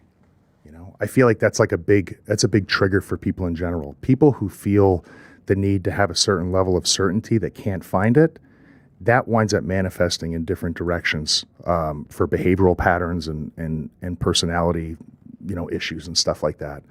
And once I was able to kind of work through that, like I chilled out like immensely. Were you an angry kid as a result? And how old were you when they split? I think I was maybe 5 or 6. Oh wow, so you were young. 5 or 6, maybe 7. So when it actually happens, are you even aware of what's going on? Nope. Okay, so it only hits you later. When you grow up, it hits you in levels. Yeah. The things that, you know, you saw and you heard as a kid, they hit you differently as you grow up. You know what I mean? That becomes something else, and everybody has to find a way to address those, you know, or else it's like living with a monster. You know what I mean? It's like you need to learn to know what that is. A lot of people put that thing in the back seat, and then when shit pops off in life, that climbs up to the front, and it almost feels good to give it the wheel. Wow. So worked through it though, and I just started asking myself, honestly, what, like, forget everybody else and everything going on. What did I want to do? Like, what do I want to do? I have, you know, I was working the nightclubs in Las Vegas, and good job, right? So good. Yeah. So good. Lots of contacts, lots of networking, fun if you don't have any bad habits, and I didn't. So I had a good time. Like when you say bad habits, there's drugs, gambling and drinking and drugs in the night. You weren't into any of that. No, you just see people's lives completely spiral out doing all that type of stuff. And it's like, why even dabble in that if you see what the end of the road looks like? Sure. That was my take on it. Not judging, but. So at some point you realize, all right, you love pro wrestling. This is the spot for you. You're going to go down this path. Do you notice right away the difference? Like, do you realize right away? Yeah? Dude, right away. As soon as I got into the ring, started walking around, you feel the canvas is very different from, you know what I mean, like any other ring you've been in. You start bumping, you start learning psychology, then you start going to the local shows. You're like, oh my God, like, I can't believe I waited this long. Wow. I can't believe it. What year is this? That was 2014, I think. Okay. So you've been at this for 11 or so years, which puts into perspective, that's a long ass time to be fighting and scratching and up, down, you know what I mean? That's a journey right there. What's the big break? How do you go from like the guy who's training at a school in Las Vegas to now getting gigs? Like how does one actually take that leap? 2 things happened at the same time. Bloodsport versus Harry Smith. Josh booking me for that. You're Killer Kross at this point. Yep. Who gave you that? I still am. I guess you are. The audience gave it to me. I was wrestling as Kevin Kross for a long time, and then people just started chanting "Kross is going to kill you" every time I came out, and then people started chanting "Killer Kross." And for a while, I was asking people I worked with, I was like, "You think I should go with that?" And they were like, "They're never going to put that name on TV." And I was like, "Yeah, but I'm not on TV, and it's following me everywhere." Yeah. And so eventually, I just leaned into it. The crowd gave it to me. Really? It's funny. That was like. That wasn't the first time I had the nickname Killer. Like when I was a teenager, when I was in the boxing gym, they started calling me Killer. And then when the owner's wife came around, he didn't ever really like want to alarm her. So they changed it to HK, like Hunter Killer. So it was HK. But that's kind of like how that happened. And when I wrestled Harry on Bloodsport, a gentleman by the name of Canyon Seaman, love him to death. He used to be like the talent guy for WWE. He came down and talked to me. I had a correspondence with him for years. He said, I think now's the time. And Regal was there too. I think I got his blessing that day as well. And then shortly after that, I wrestled Moxley. And John told me backstage, I've never told everybody everything he said because it was a private conversation, but I don't think he minds to this day that he told me. He was like, you know, you can wrestle and go wherever you want, but I really think you'd be, you know, a really good fit for WWE, but do whatever you want, go wherever you want. And he encouraged me to call Hunter, and I did. That's so crazy. It is crazy. By the way, what an assist from him. I know. You hardly knew him. Hardly knew him. He had Met just him that left the day. company, right? Yep. So he could have been like, to hell with these guys. Why would I serve a young stud to them? Yep. Did you ever ask him later why? He hardly knew you. I never asked him why. I've just always said thank you. I probably thanked John like 50 times to the point where he's sick of it. You know, him and Renee. Do you call him? Do you call up Paul, Triple H? Do you call him up and just say, "Hey, I got your number"? Like, how do you even make that? I sent him a text just letting him know how I got his number and who I was, and I was like, John, this is awkward in so many different areas. The way he sees it, he was like, no, just call him. Yeah. Killer Kross, call him. And I was like, what do you mean I'm Killer Kross, man? What are you talking about? He's like, just call him. You're Killer Kross. They should want you. Yeah. It's just like the way he says, you know, the way he is. So I sent him a text. I let him know who I was and where I got his number from. And I was like, John, I got to tell him I got your number. He's like, yeah, tell him. Yeah, tell him. Wow. The way he is. And then we scheduled a phone call, I think, I don't know, maybe by the end of the week. Did he know who you were? Yeah. He was aware of what you were doing? Yep. And does he say right away, like, come on down? Pretty much. Wow. That's long and short of it, yeah. And at the time, is he running NXT? Yes. Okay. So you're one of his guys? Yep. He circled me back to Canyon, who I was already on his radar. So just those things back to back. And I had their correspondence with Canyon for years. So, you know, like the vetting process essentially had already taken place. So NXT, I mean, you're killing it. You're a two-time champion, all that stuff. I remember exactly where I was. It's the pandemic. It's 2021. Maybe it's like one of the first shows where the crowds are allowed back into the arena and whatnot. I was watching it with my boys who at the time were huge wrestling fans, and you debut against Jeff Hardy, I think it was, right? Yep. And I'm like, oh, God. They didn't really watch NXT. I mean, I was watching and following everything. I'm like, this guy is incredible. He's a killer. He's got such... And then I remember, you know, I don't read everything. I don't listen to everything. I just kind of like to be a fan for the most part. And I'm like, wait a second. I know his wife is with him. Where's his wife? And why is the look a little bit different? And then you lose your debut, and I'm like, well, this seems weird. Mm-hmm. All of that. Yeah. When you took that all in, the aftermath of all of that, you don't have your wife with you. Mm-hmm. You don't look the same. The music's not the same. You lose your debut, which is super weird. You were just a champ. You were killing it. You were pegged as one of the guys. Yep. How do you handle that? It was rough. I've probably played it down in other interviews that I've done, but since we're so far away from it, and I told you I process things, and then I just tell you the truth. When I was going in there and that was happening, I don't want to say who I called because again, it's a private conversation, but I called somebody and I said, this all feels really wrong. This all feels messed up, and it feels like they're trying to kill my relationship and connection and my equity that I've built up with the audience. That's what it feels like to me. Tell me that I'm wrong. The person said, I can't. Wow. I said, okay. I said, I'm a consummate professional. I'm going to do whatever it is that you guys are telling me to do. That's the deal. That's what you sign up for. I said, what do you want me to do? And that person said, do business and let's figure it out on the other side. So I did business and, you know, very strange day. Why wasn't your wife with you at the beginning?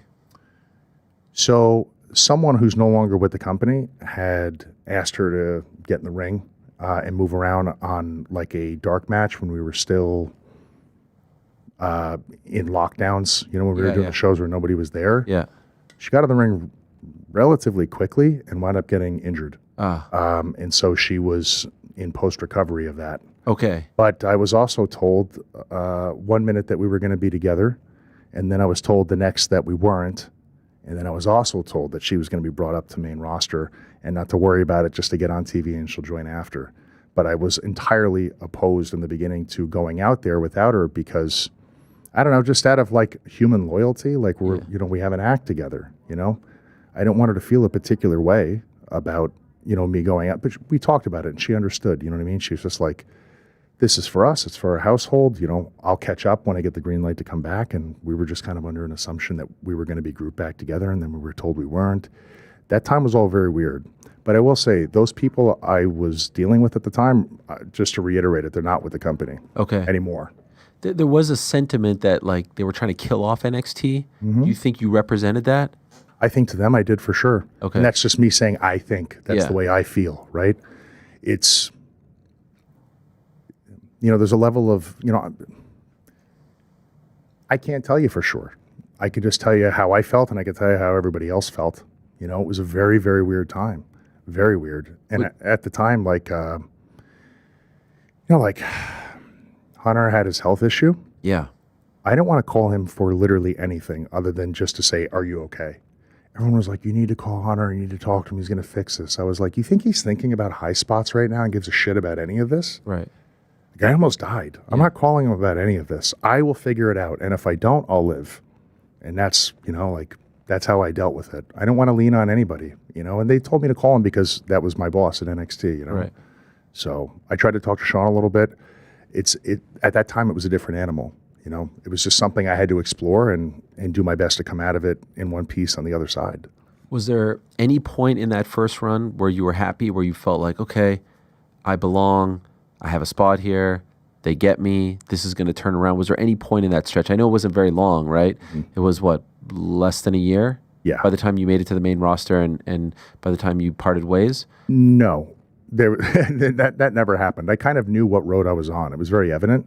And the people I was even working with and performing with were like, they knew it was pretty evident too, but they just, I don't know, we were kind of all in shock. Yeah. We're all in shock because like there've been people in the company for a long time who have seen things like that happen, but not quite to that level. No, because you were on fire, right? I mean, you don't need me to tell you, like you came across like a killer. You were booked like a killer. You had it all: the look, the shaved head. I mean, everything. Mm-hmm. I think, as an aside, I think your wife is someone who needs more love, underutilized. Like, just for that role doesn't exist anymore, right? Yep. It used to exist in the 90s and 80s. The female manager, valet, whatever you want to call that person. Sensational Sherry, Sable, Sunny. There's a ton of them, yep. And she's pretty much, correct me if I'm wrong, the only one? Pretty much, yeah. At least in WWE. Yep. I know there are some in other organizations, and I feel like she needs a little bit more attention. Dare I say, underutilized as well.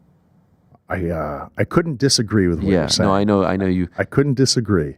She studies all those people, by the way, that you mentioned. She was a big Sherry fan. I could see that. Yep. I could see that. She's tried to, without completely cosplaying as Sherry, she's tried to give nods to Sherry over time. So just in outfits and such, when she goes really, really big with stuff. There was one time she did something with face paint where she did TikTok across her head in NXT for a show. She was watching a lot of Sherry at that time. Oh, yes. And of course, I'd be remiss if I don't mention Miss Elizabeth, who's maybe the GOAT, completely different character, but there was an era where we had so many more of those. So where were you when you got the call that they were parting ways? I was in the car. I was dropping my wife off at the airport to fly home, and I was actually in New York. I was visiting someone in my family who was like very ill. Okay. So. What a time. Blindsided, or did you see it coming? Well, I always saw it coming, to be honest with you. Really? I felt it coming. I felt like it was, I'm just telling you, I felt like there was a deliberate course to drive me and steer me in that direction, to just kind of like, what it felt like was they wanted to just completely ice out all equity that I had in the audience, and especially too, working as a bad guy, you're telling the people not to like you, and then, they already kind of don't like you, and then you get released and, you haven't really done anything and there's nothing really going on. It really devalues you in theory. But what wound up happening was the audience is very smart in today's day and age. They can read show format when they're watching the show, and they knew what was going on. And I didn't know if they really knew, but I found out when I went back to the Indies, everybody showed up in droves and told us we know exactly what happened to you without me even having to say a word. Wow. It didn't work out the way it felt like, things were meant to work out. Were you relieved when you got the call? Big time. Yeah. And the reason for that is, man, like, I really just want to put out my best work. Yeah. I really, really do. And not every segment that's going to be delegated to a performer is going to have the ceiling on it as high so you can give out, you can do your best work.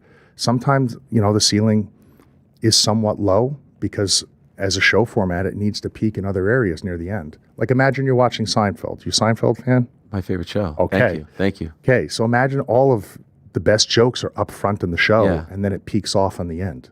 People forget it's a show, right? So, but like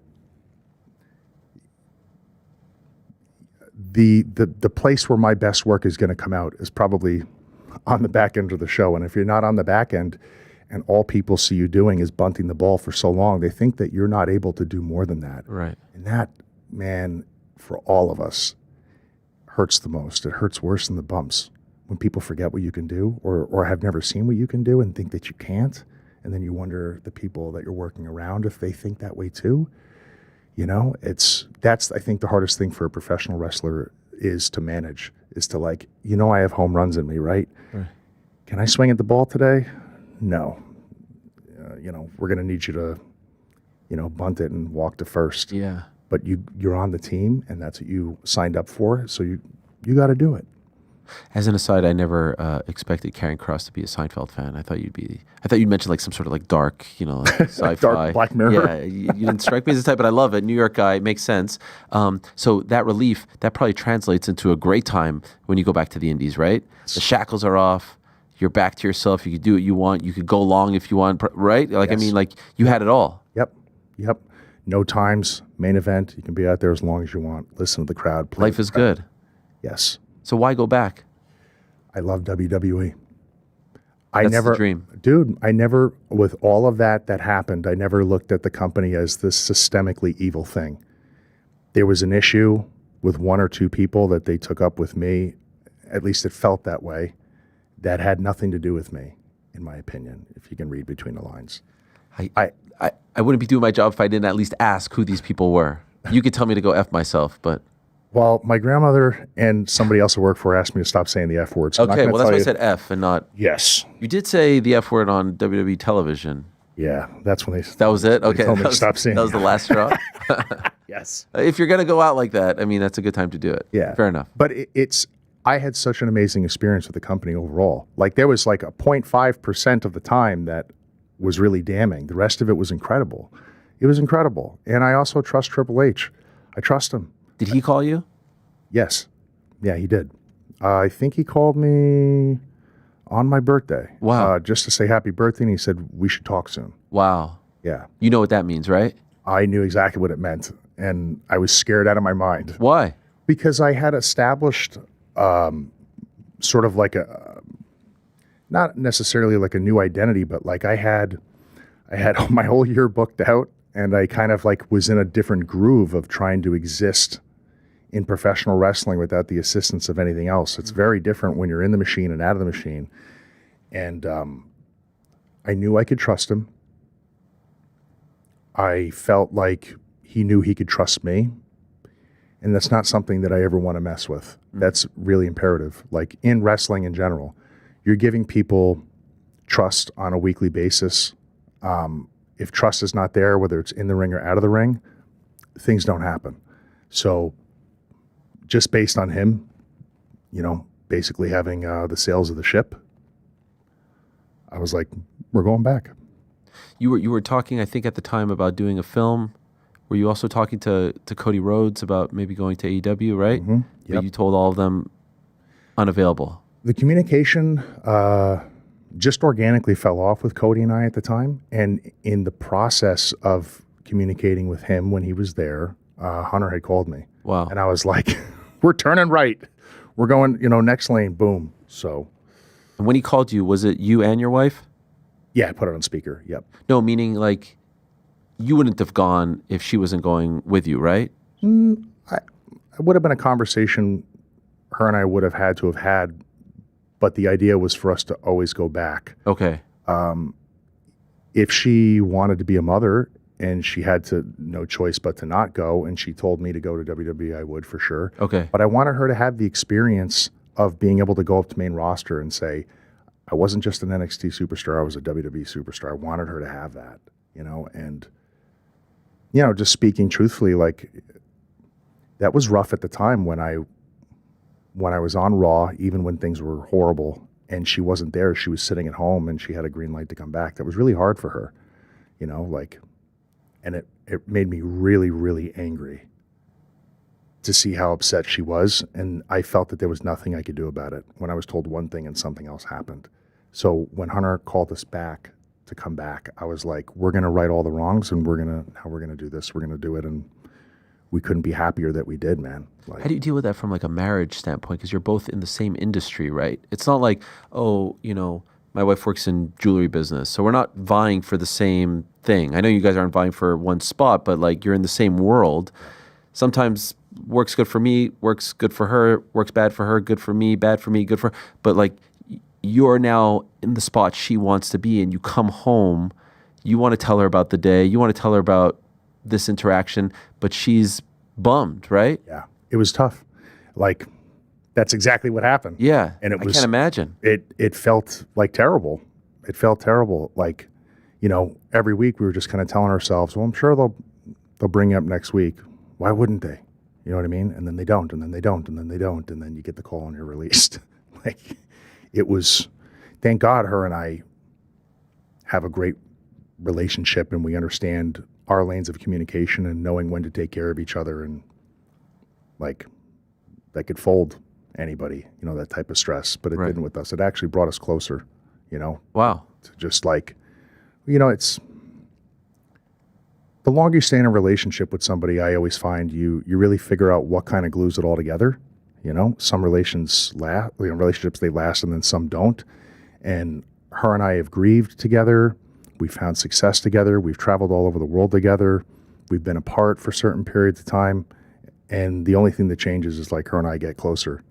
And so that was a no-brainer to marry her. We weren't even married at that time. We were just dating. Right. I mean, I can't, what a business to be involved with, you know, your wife, because you hear about the road stories and all this stuff. And like, yeah, I can't even imagine. I guess it's a blessing, right? It is for sure. Like it's flying. I got to tell you, road trips. It's easy. It's easy doing this with her because we just both understand what it is that we kind of need from each other and what we don't need. Traveling's always fun. We go all over the world together to these countries that they're flying us to perform and get to see the whole world together. You know, like I grew up on a dead end street, dude. And like I've said this before, but like there's a lot of people that never got off that street. Right. They tried.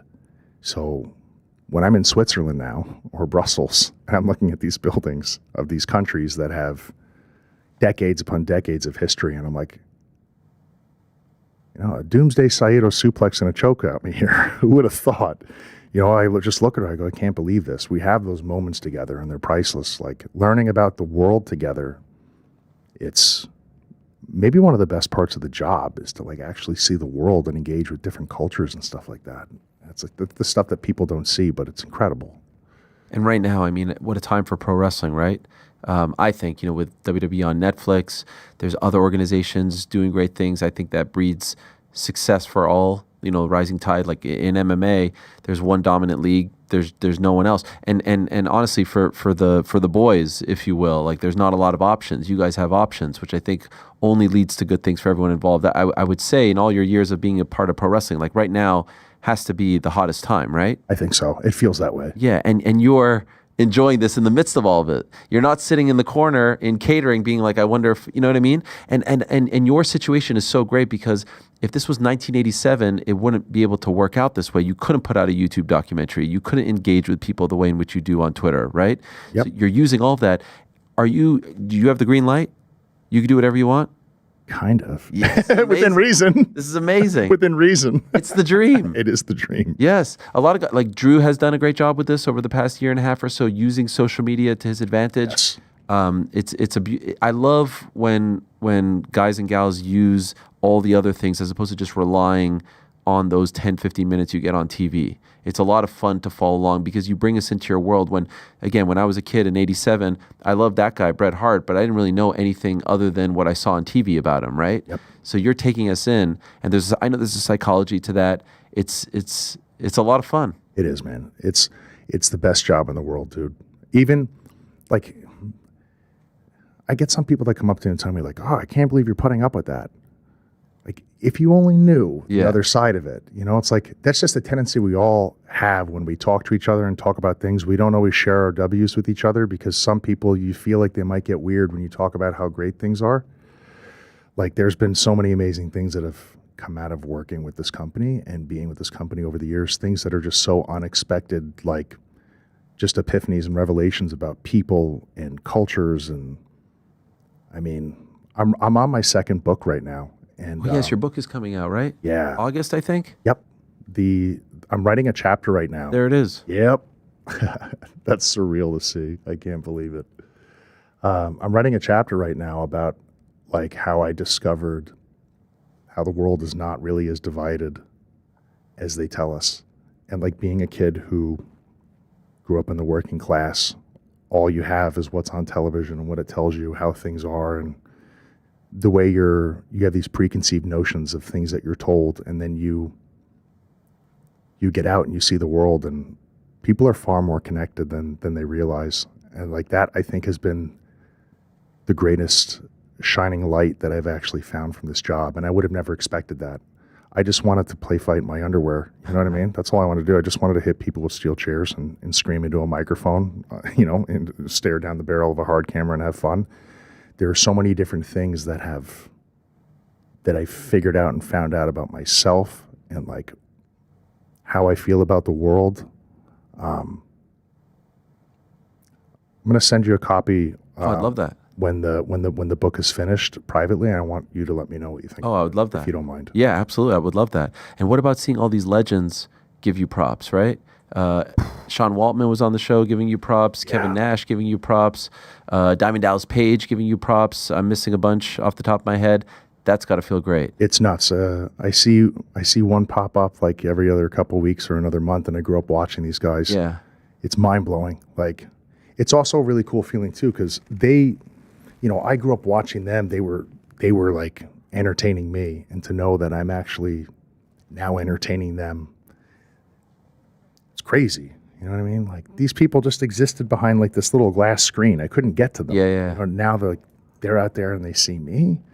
I have moments like that all the time. Everybody like has their own way of like how they're gonna deal with, meeting legends and meeting the people who grew up watching. Some people like to play it down and no sell it. Hi, how are you?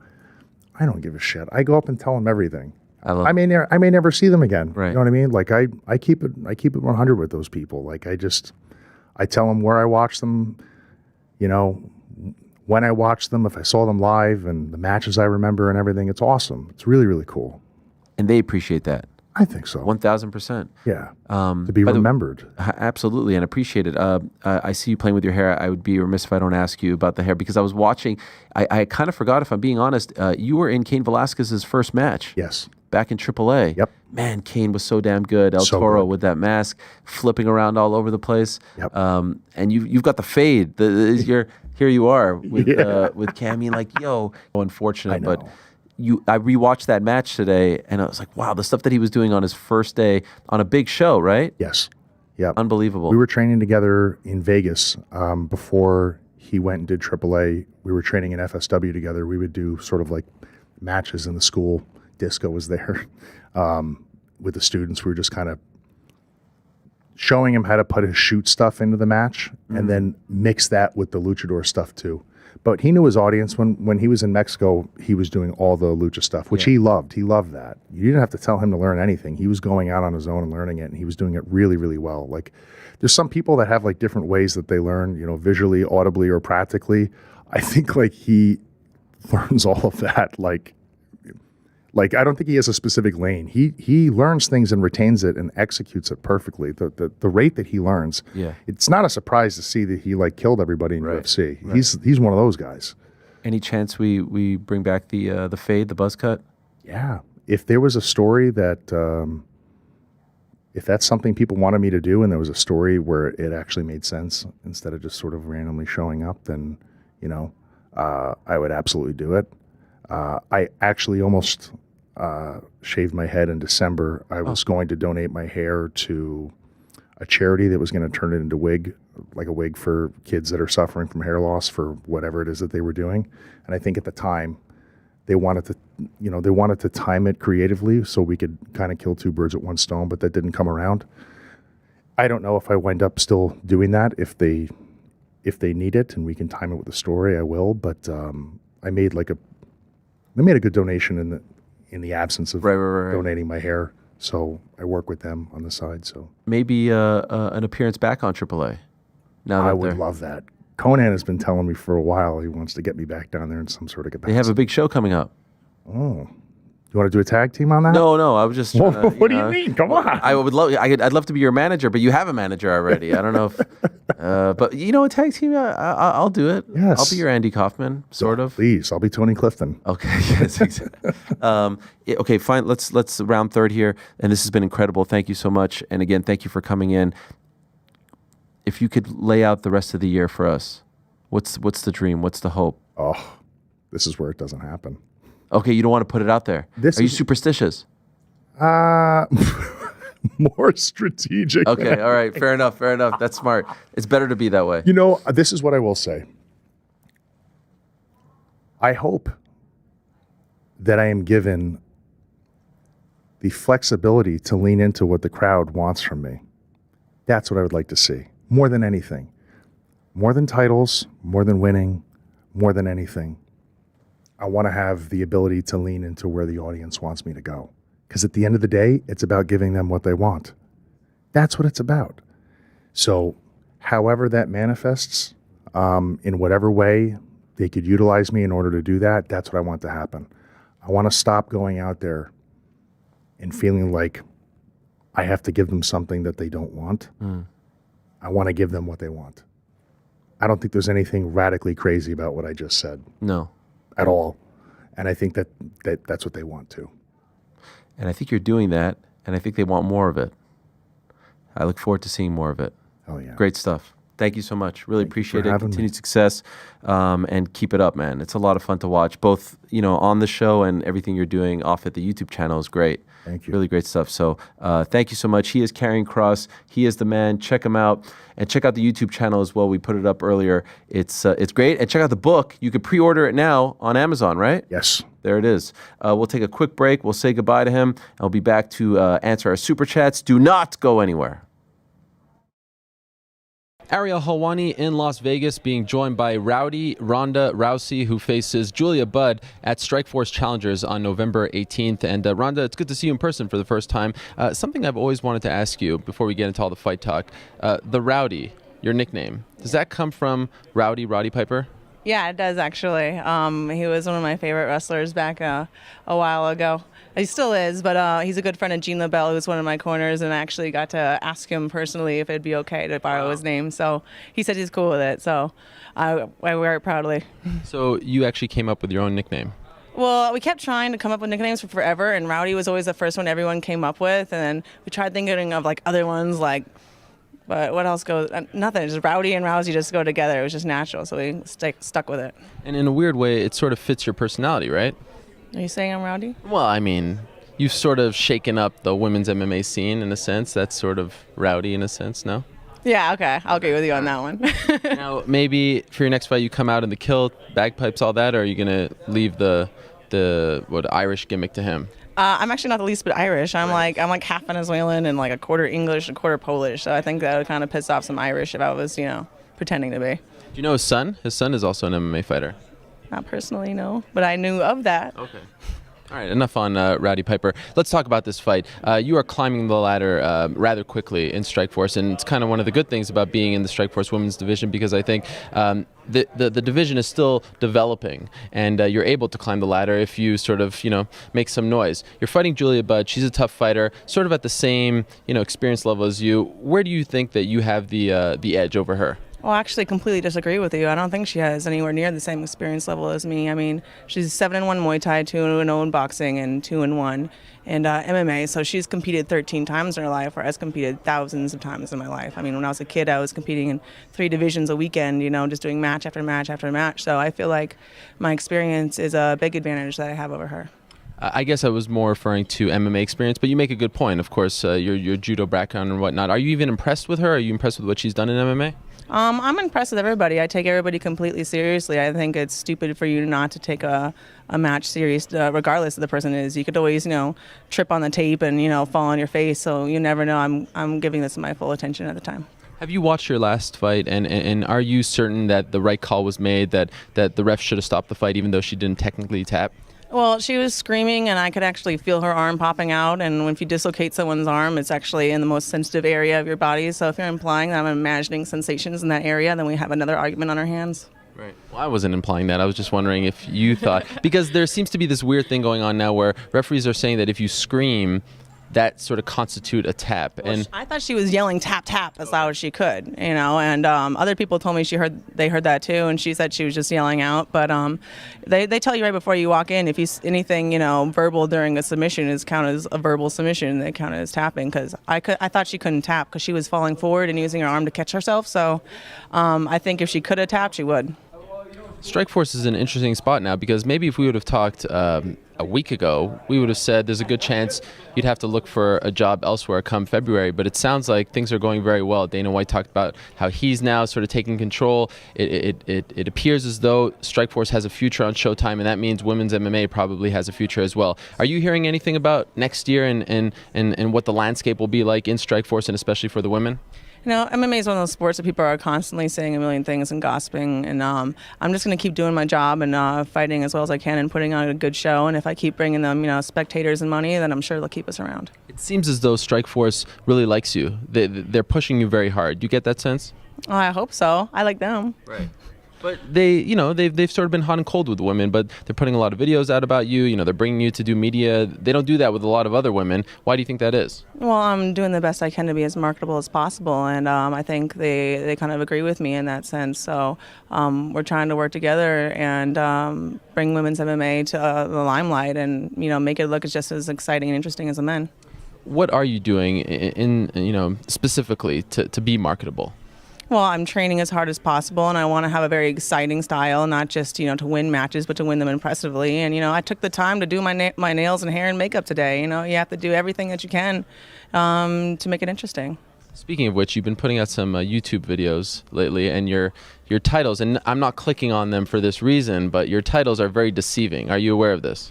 You know what? I don't think of it at first, but then I read them later. I'm like, oh yeah, but I just kind of think if if an unedited sex video comes out later, then people just won't believe the title and they won't click on it, so then I'll get away with it. So is that something that you're trying to hide? No, I'm just saying it's a possibility I'm prepared for. Classic interview there with Ronda Rousey, November of 2011. Golly, 14 years ago, and that was a classic chat, or a soon-to-be classic chat with Karrion Kross. I enjoyed that. Hope you guys did as well. What a fascinating individual. Cerebral, the best way to describe him. Very thoughtful, and what a story as well. And I hope that you guys, maybe if you were unfamiliar with his work, with his story, now are interested in him as well. Check out the YouTube channel. Check out the book that's coming out. Check out that documentary that he put out. Really, really smart. Really, really good. Very fun. And that promo that he cut after WrestleMania was tremendous as well. So a lot of fun stuff there. Was looking forward to that. He delivered, and he came in studio, which is incredible. All right, some super chats before we call it a day. Super chats. Is On Air Jordan going to read them? Do you want me to? Yeah, I liked it yesterday. All right. So we have Josh Jones here. Hi, Josh. With the heavyweight division being as shallow as it is and at a standstill, why isn't the UFC bringing in new potential contenders for our obvious next superstar, Tom Aspinall? Well, I don't think it's that easy. Like, look at the other organizations. Look at PFL. Look at, I don't know, pick an organization. KSW. There aren't a ton. Phil DeFries is the KSW champ. Are we getting Phil DeFries versus Tom Aspinall anytime soon? They're best mates. So it's not like there's any great contender. They got to build them up.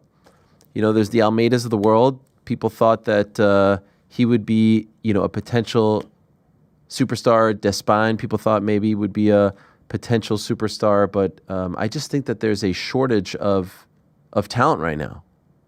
A shortage of can't miss prospects. Look at PFL/Bellator's heavyweight division. Not great.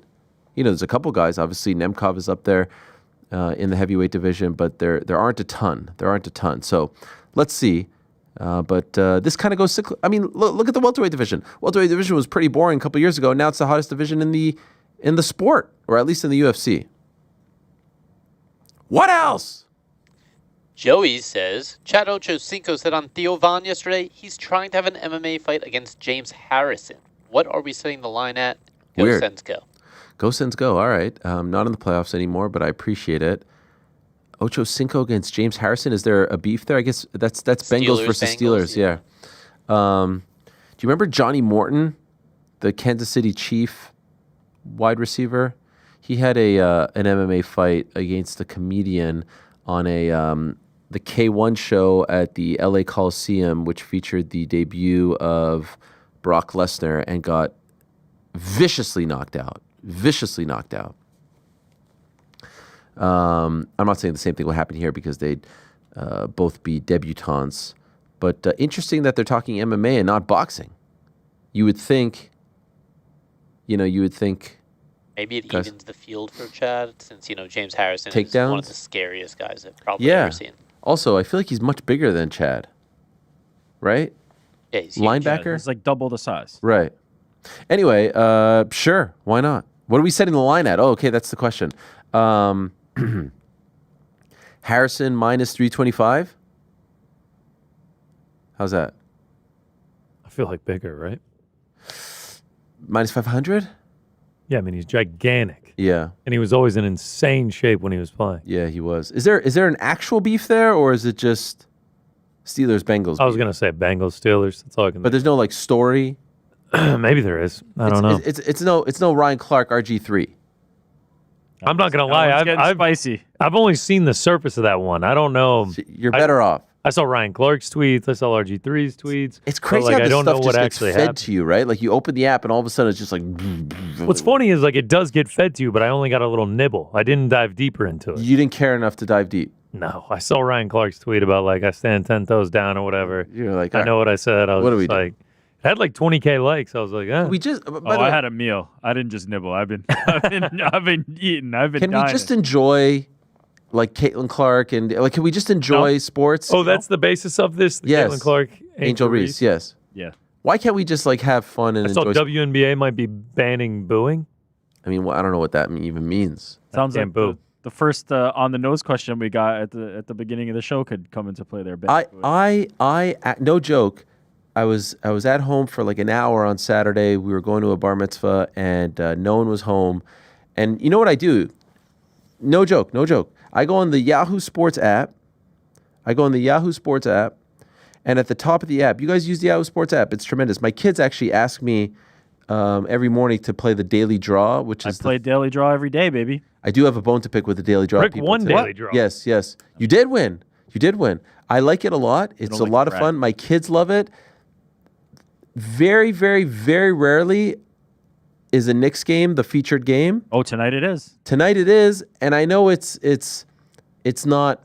Did you get all Pacers? It's all Pacers. Every single one. So we opted out. We're not doing anything that is pro Pacers. So we opted out.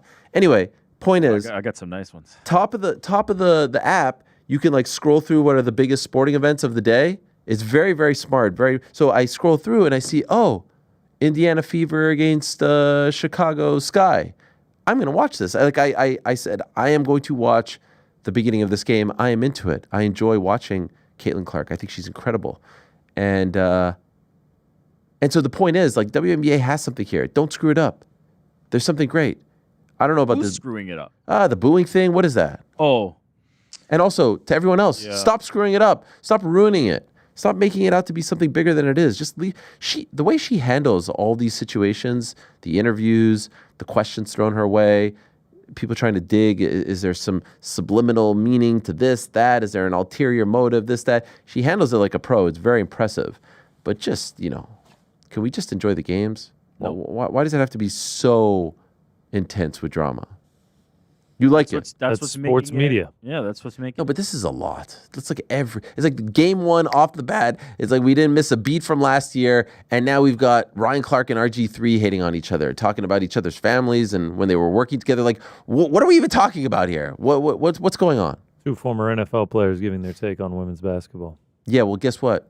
Kevin Durant said, enough of the football players giving their take on basketball. He did say that. He did say that. That's what I'm saying. I love what I see. I love it. Oh, right. Okay. By the way, who had a response to that? Somebody had a response. Well, no, he was writing to Emmanuel Acho. That's right, Acho. I love when I see. I love when I see tweets and then it's just like Durant in there.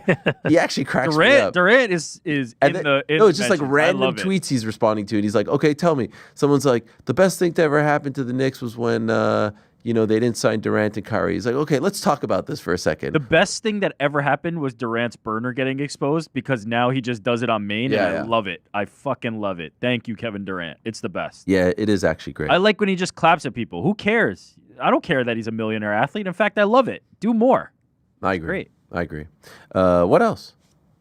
Jake says, what do you think is an appropriate age for a kid to start watching MMA? I was 10 when I first watched with Brock coming in, so I've been curious. I don't really subscribe to like, hey, it should be at this age. Like I put it on. My kids have watched it. I don't think it should be like NC-17 or anything like that. I just think you have to. I mean, my parents never said to me, don't watch boxing or don't watch wrestling. And I was definitely watching that sub 10. I think you just have to know your kid and what they're into. And like, are they going to try to emulate this? Are they going to try to do it on their friends? Are they going to try to do it in the backyard? Well, maybe they need to be a little bit more mature. But if your kid is smart, mature, into it, 10 years old, then God bless. I'm not sure about this. Is there an age restriction to attend events? Can you bring a 10-year-old? I guess not, because some of the kids, like the sons and daughters of the fighters, get to attend. Not as far as I know. Yeah. And I don't imagine there would, like, to your point, it's kind of a parental thing. You make that call as opposed to like a legal situation. Right. So yeah, I say you got to know who you're dealing with, but I don't think there should be some sort of like hard, fast rule. You need to be 13 to watch MMA. What else? Lastly, Matt says, played versus Bananas in 2020 in college summer ball. Wow. Transitioned post-COVID. Liken it to Eddie Hall spectacles of MMA. Purists are not interested, but if you accept it for what it is, it can be fun. Well, guess what? It seems like a lot of people are interested because they're selling out football stadiums. It's an unbelievable thing. And you know what I like about it? The games aren't works. So in addition, obviously there's some some hijinks here and there, but it's a great product. And surely baseball can afford to get younger. You know what I mean? And attract younger fans in any way, shape, or form. And then when you actually see, like, watch the 60 Minutes or the Real Sports story on the founder, you really kind of want to root for these guys. It must be fun to play against them. Like, it must be, because you're kind of just there for the show too. Like, you're involved in the show, but you're not. Yeah, I want to say their opponents do showy shit every once in a while. Oh, they do. Maybe now, yeah. Oh, yeah. Actually, that would make sense. But the games are definitely not works, right? I don't know. I don't know. It's hard to say. Have you if they lose, it has to be, right? I went to a Savannah Bananas game when it was just normal baseball, Right. in like 2017. It's also a great name, great jersey, great uniform. Name, great jersey. Good merch, yeah. I mean, like the jerseys were just straight up bananas for a while. Brilliant. Were they an affiliate of a major league team? No, They it were was like the independent? Coastal Pro Yeah. League or something like that. It was just like college summer ball. It's also great because in that 60 Minutes story, they talk to a lot of, guys who sort of hit their ceiling, right? College guys, and now here they are getting this opportunity to be studs on a team that's playing in front of 80,000 people and playing on ESPN as well. By the way, there's another one here that I see you didn't ask. You said I was going to say, what's the MMA equivalent of this? Is it Fight Circus? What is an Fight MMA? Circus? What is No, I'd say like Ryzen. No, it's just Ryzen. I really think KSW? it's just Harlem Globetrotters doing Fight basketball. Circus. Doing Fight baseball. Circus. KSW. The Savannah Sandgnats were they were a Mets affiliate when they were there. Shut up. Okay, is that Sand GNATS? Yeah. The Nats are real bad in South Georgia. There's another one here. Will you please make up with Colby? You didn't want to ask that one. You felt it was too. Well, I did clear that originally with executive producer on New York Rick, and then he told me, actually, let's skip this one. Yeah, so that's on him. I came back in the appreciate room and said the vibes are good right now. Yeah, no, there's nothing to say. There's no negative vibe. There's no negative vibe.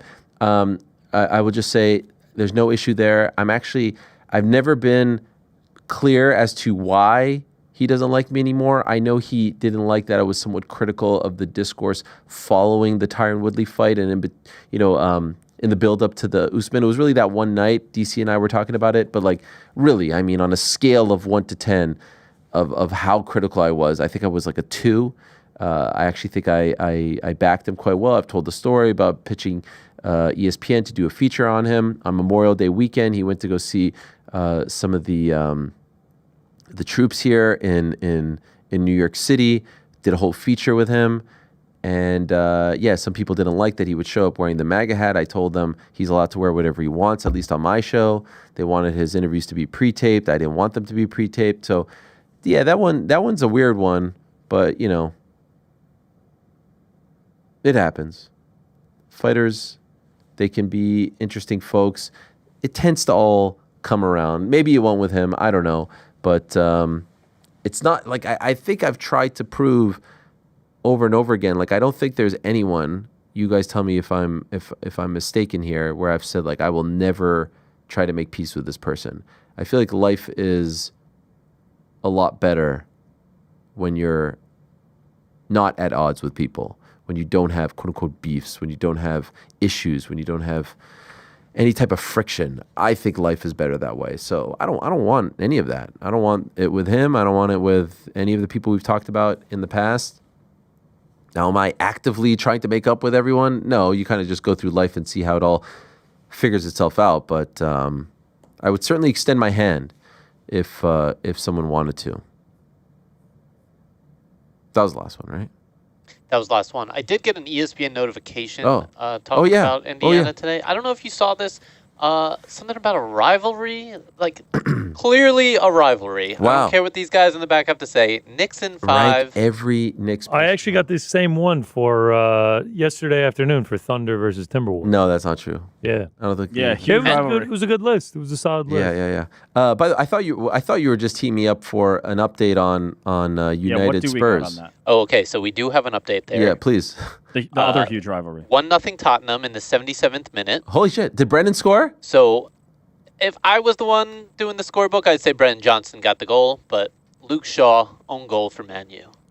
Oh wow! Hit Brendan's foot, bounced around off Wow. Shaw's chest Wow. and in. So they're 13 minutes away from winning this. Well, let's not jinx anything. Sorry. Let's not 17th manifest. place. I'm taking a little Ange cue. Postecoglou always wins a trophy in his second year.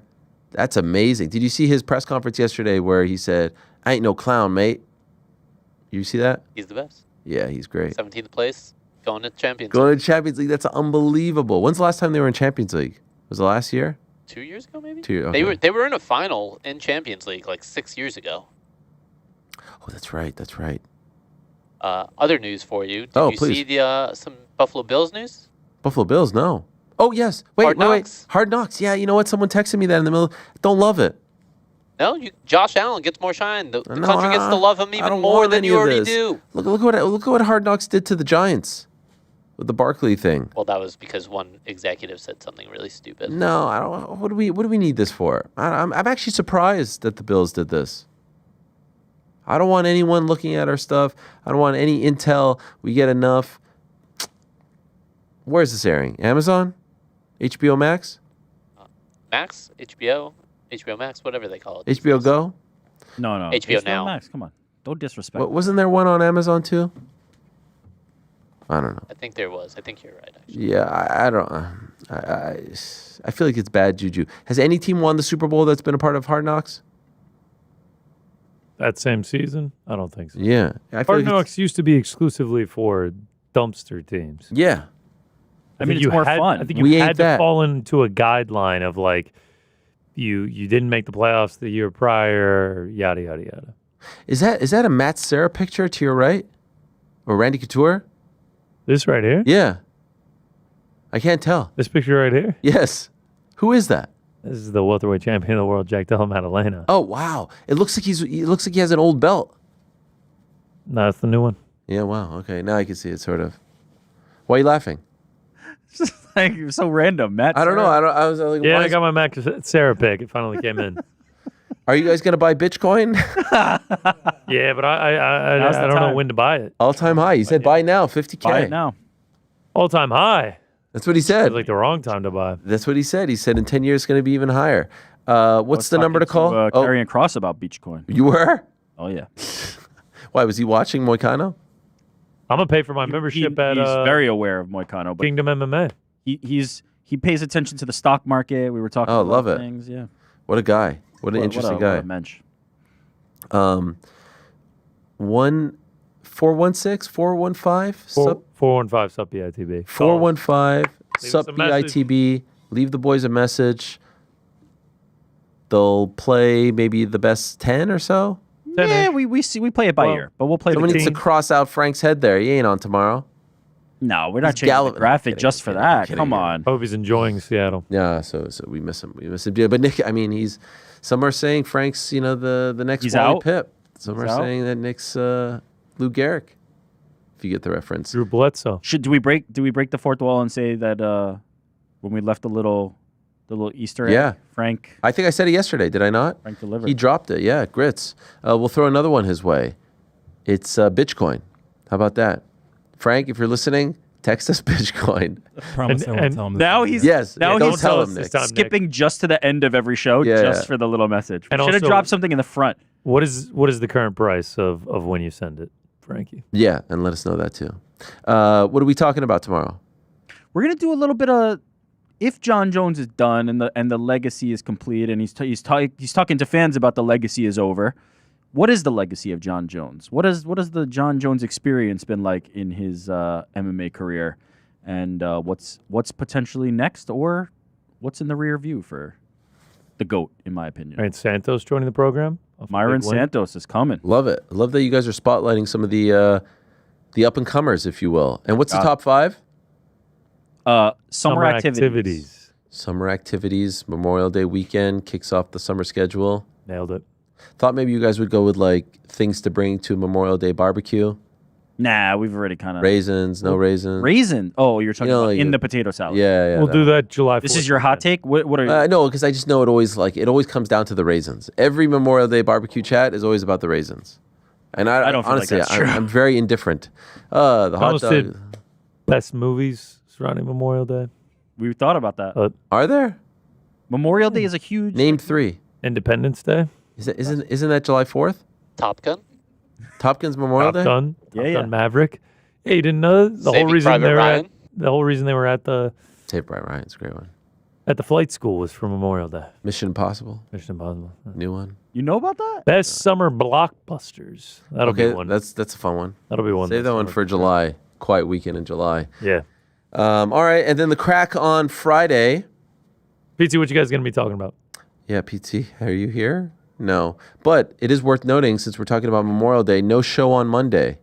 So you guys won't be seeing any of us on Monday, but we'll be back on Tuesday for a brand new episode as we inch closer to the highly anticipated Aaron Blanchfield versus Macy Barber fight night at the Apex. But much more to come. Thursday, Boys in the Back. Friday, the crack.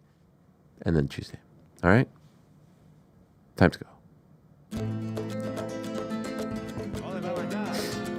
You gonna get that Karrion Kross merch, GC? Yep, shirt on the way. Yeah. www.shop.com.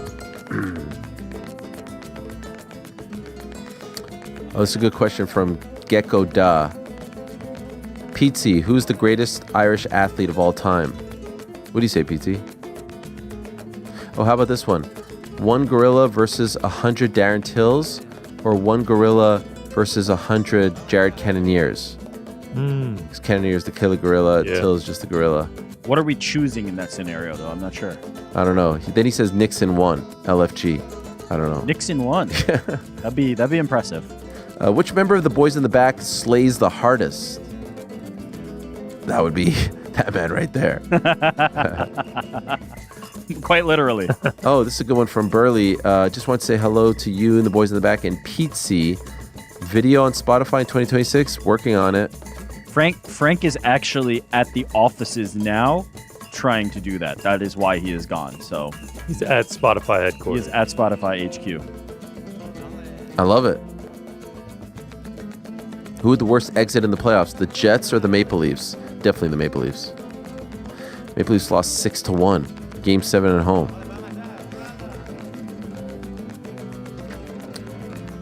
Yeah. Anyway, it's been a great day. Thank you so much to everyone who stopped by. Thank you very much to Renato Moicano, Michael Carter-Williams. Thank you very much to Karrion Kross. Thanks to all of you. Thanks to all of them. Back on Thursday, same time, Mississippi. So out here.